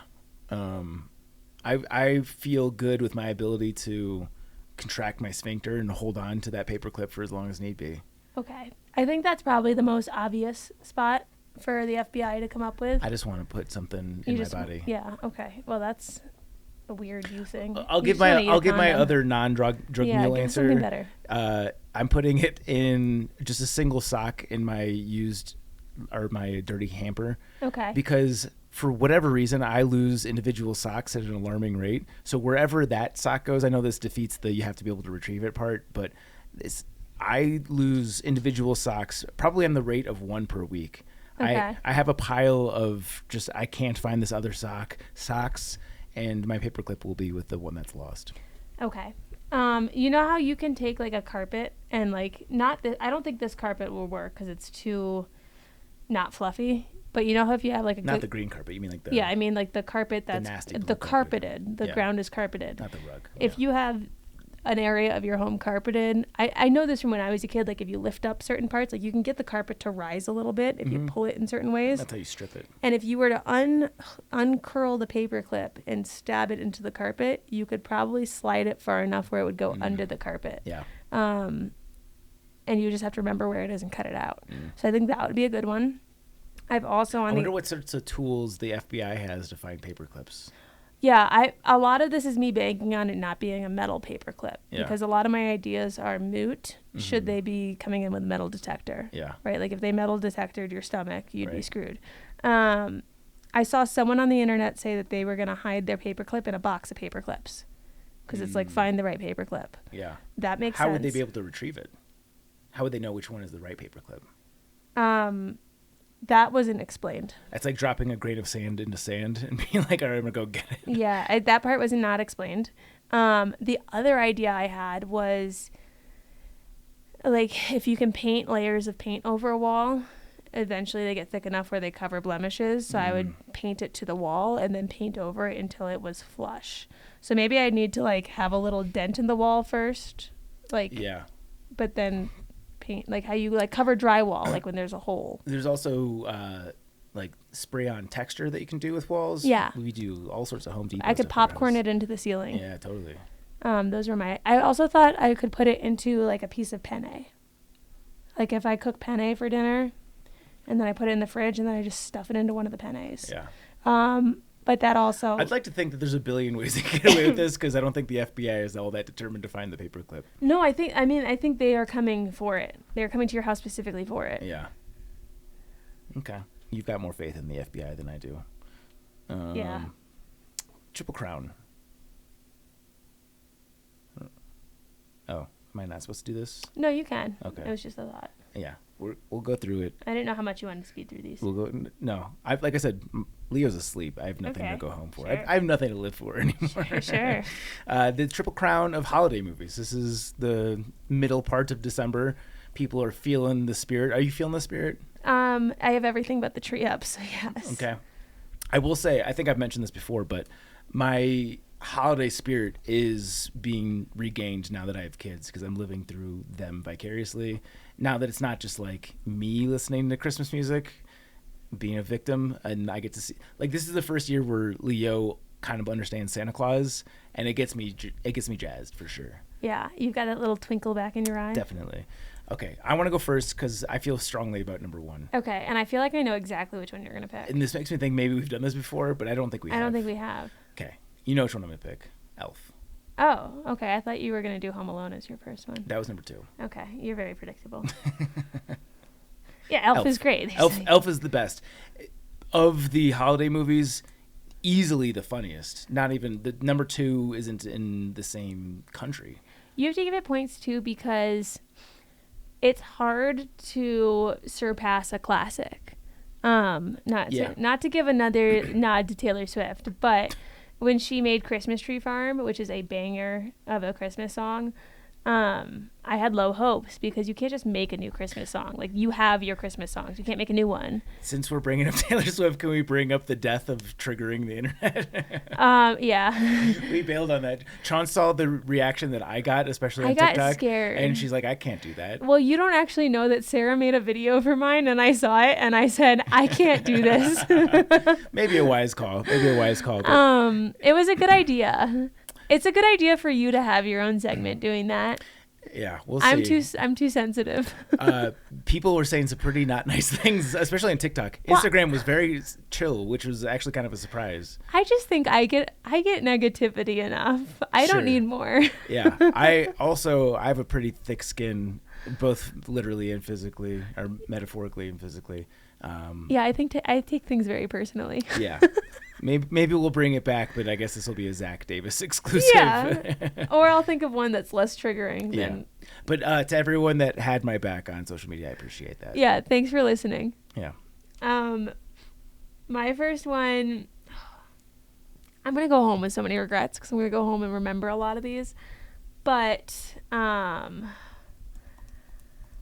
which one do I think you'll take? I've got to go strategic here. Yeah, totally. My first one's going to be A Christmas Story. Not on my list. I know, it's not. And not because I don't like it, because I haven't seen it in 25 years, so I barely remember it. See, I think with holiday movies, there has to be a level of nostalgia to it. Yeah. My dad loves this movie. Okay. Quotes it. And we watch it every Christmas Eve. So it is a quintessential Christmas is here. It's Christmas Eve type of thing. Yep. And there have been years we've watched it more than once. Mm-hmm. And throughout the year it's quoted. When they're sitting at the table and it's Ralphie narrating and he's like, my mom hasn't had a hot meal in 15 years or something like that. My dad used to say that at the dinner table when my mom would have to go grab shit when we were growing up. Yeah. It's so quotable in life. My life, at least. That's what makes the holidays great tradition. Yeah. Yeah. So. Cool. You get two. Oh, my second one.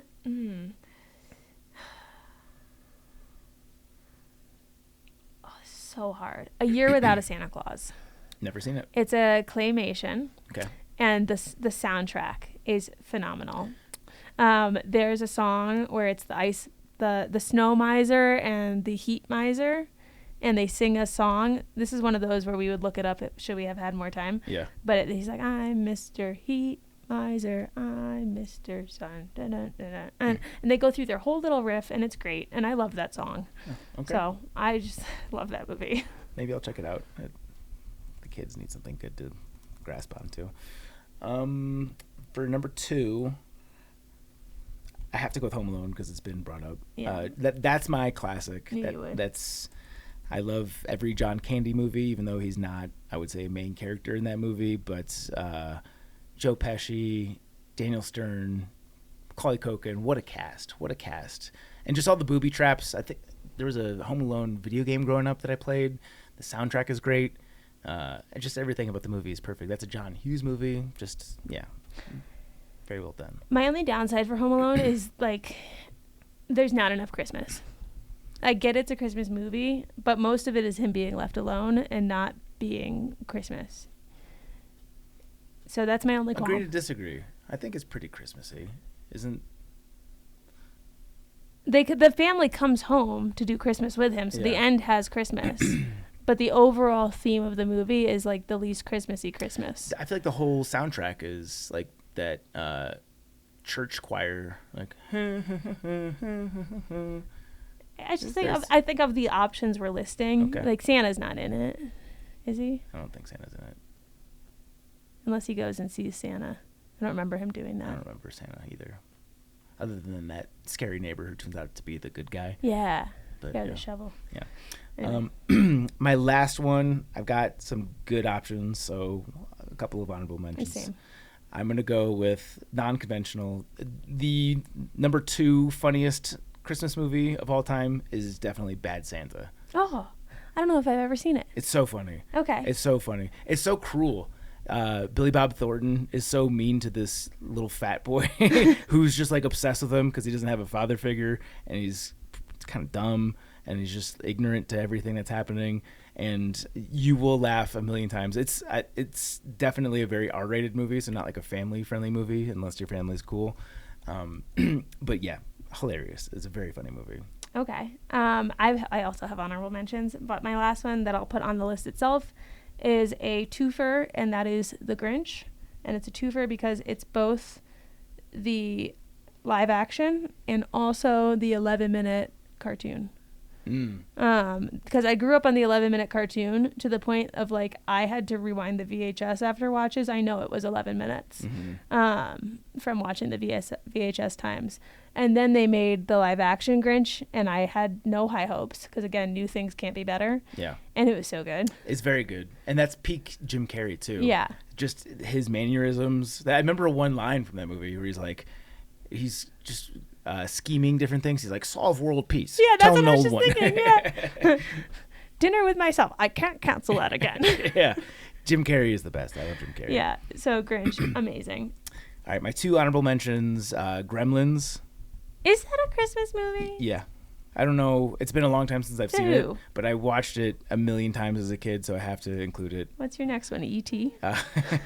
No, The Santa Claus. That's a more. No, that's my honorable mention. Have you seen the video that's been circulating? Oh my God. Okay, so the reason it's on my list is because I forgot how great of a movie it was because I went a few years without watching it, but now all over TikTok they are showing scenes of the movie where, before you know that he's the Santa Claus and like they're just walking around, him and the boy doing stuff, if you zoom in on the kids in the background, like in the classroom, in the park, it's the elf kids in like certain scenes, and they're like watching, and everyone must have missed this until whoever on TikTok pointed it out. Easter eggs. Yeah, and it's every scene. There's like one of the elf kids just like watching the two of them before any of them are introduced. Interesting. So now I need to rewatch it. Yeah, and it's on the top of my mind. That's been on heavy circulation already in my house, so yeah, good to know. Yeah, look for that next time you watch it. The Snowman. I know this won't be on your list. I've never seen it. It is. It's not like the Frosty claymation or whatever animation. There's no words. So in the beginning they're walking in this field, and the guy narrates like this, like he introduces a story of like when he was a boy or whatever, something. And then it goes into this colored pencil drawing where the whole thing, like it's one of those where it's drawn frame by frame, and so the colored pencil's kind of moving in each one. And it's all music being played, and it's just like this story about this boy and the snowman. But that was another that was just played constantly. Sort of like a Fantasia-esque flick. Yeah, but Fantasia's like a bunch of little skits. This had a plot, and like you forgot that there was no talking because you got so into the plot. Okay. I'll have to take your word. I have more. Okay. Polar Express. I haven't seen it. What? Yeah, that's the Tom Hanks movie. Yeah, and the soundtrack is phenomenal. Yeah. What year was that? I don't know, but I think I got my mom the CD for Christmas one year. Like, that is a great 2004. Soundtrack. So that was past my childhood. That was when I graduated from high school. It was probably past. No, I was still in middle school. That counts. Yeah, watch Polar Express. Put that on the list. And then any claymation. The little elf that wants to be a dentist. Sure. Like the Abominable Snowman, Frosty, Rudolph, any of them. Nostalgia, I'm in it to win it. We have some other segments lined up, but we're going to save them for a forthcoming episode. Let's go to the 5-star review. Yes. Okay. 5-star review. This is from JTrain. I already like this one. 89, and it's called Ginger Madness. I began listening to Backpacker Radio earlier this year and have not stopped. I love the quality of guests on the show and how Badger and Chauncey make the interviews so fun and interesting. I enjoy the Trek propaganda, the discount codes, and the Triple Crowns. You guys are in my ears every week. P.S. Zach is right about the alien fight. No, he's not. Yes, he is. Really good point about if aliens had evolved in the direction of extreme intelligence, then they have probably moved in the opposite direction with strength. I don't know why it has to be one or the other. Sorry, Chauncey. Cheers from Jordan in Utah. Thank you, Jordan. Yeah, he's right. I'm rereading Sapiens right now, which kind of just hammers home. I have that book. I've got to read it. It's a very good book. I don't know why, but I don't know why we would assume that they are like us and that we have to have one or the other. They could have both. Because species survive with typically one superior strength, and if intelligence is the thing that you're selecting for... Earth species. survive that way. Well, all of the living species that we know. So how ignorant of us to not think there's more. I'm not biting. Move on. Sticker code. So much to go with. There are so many things we could pick. What, like, similar to mayo substance do you think would help with your ass chafe? Yeah. What other things, if not mayo, would you try to put between your butt cheeks? Yeah. I have my own ideas, but I'm not going to. I know where to get stickers, so I'll save it for you guys. Thank you to our Chuck Norris Award winners on Patreon. That is Alex and Misty with Navigators Crafting, Andrew, Austin McDaniel, Austin Ford, Brad and Blair from 13 Adventures, Brent Stenberg, Brian Alsop, Tables. Christopher Marshburn, Coach from Marion Outdoors, Dane, Ish. Derek Cook, Eric Casper, The Friendly Ghost. Eric Hoffman, Greg McDaniel, Hey, bring honor to his name. Iron Hike Endurance Productions, Liz Seeger, Matt Sukup, Mike Poisel, Patrick C. Cialo, Sawyer Products, Spam, Timothy Hahn, Solo. and Tracy Trigger. Fires. You can follow us on social at Backpacker Radio on Instagram and TikTok at Backpacker Pod on X, Facebook.com/Backpacker Radio. You can follow Chance. You can find me on Instagram at Juliana_Chauncey. You can get my book, Hiking from Home, a long-distance hiking guide for family and friends, on Amazon. And we did not give Dirtmonger the plug part of his episode, so I will say you can find him on his website at freedirtmonger.com, and his Patreon is Ryan Sylva. Yes. And find his Patreon, because obviously he's an incredible outdoorsman, so he should be supported. Follow us on YouTube. I gave that shout out at the top of the show, but if you guys want to watch the podcast, you should. And subscribe and follow us on Apple Podcasts, Spotify, or wherever you consume podcasts.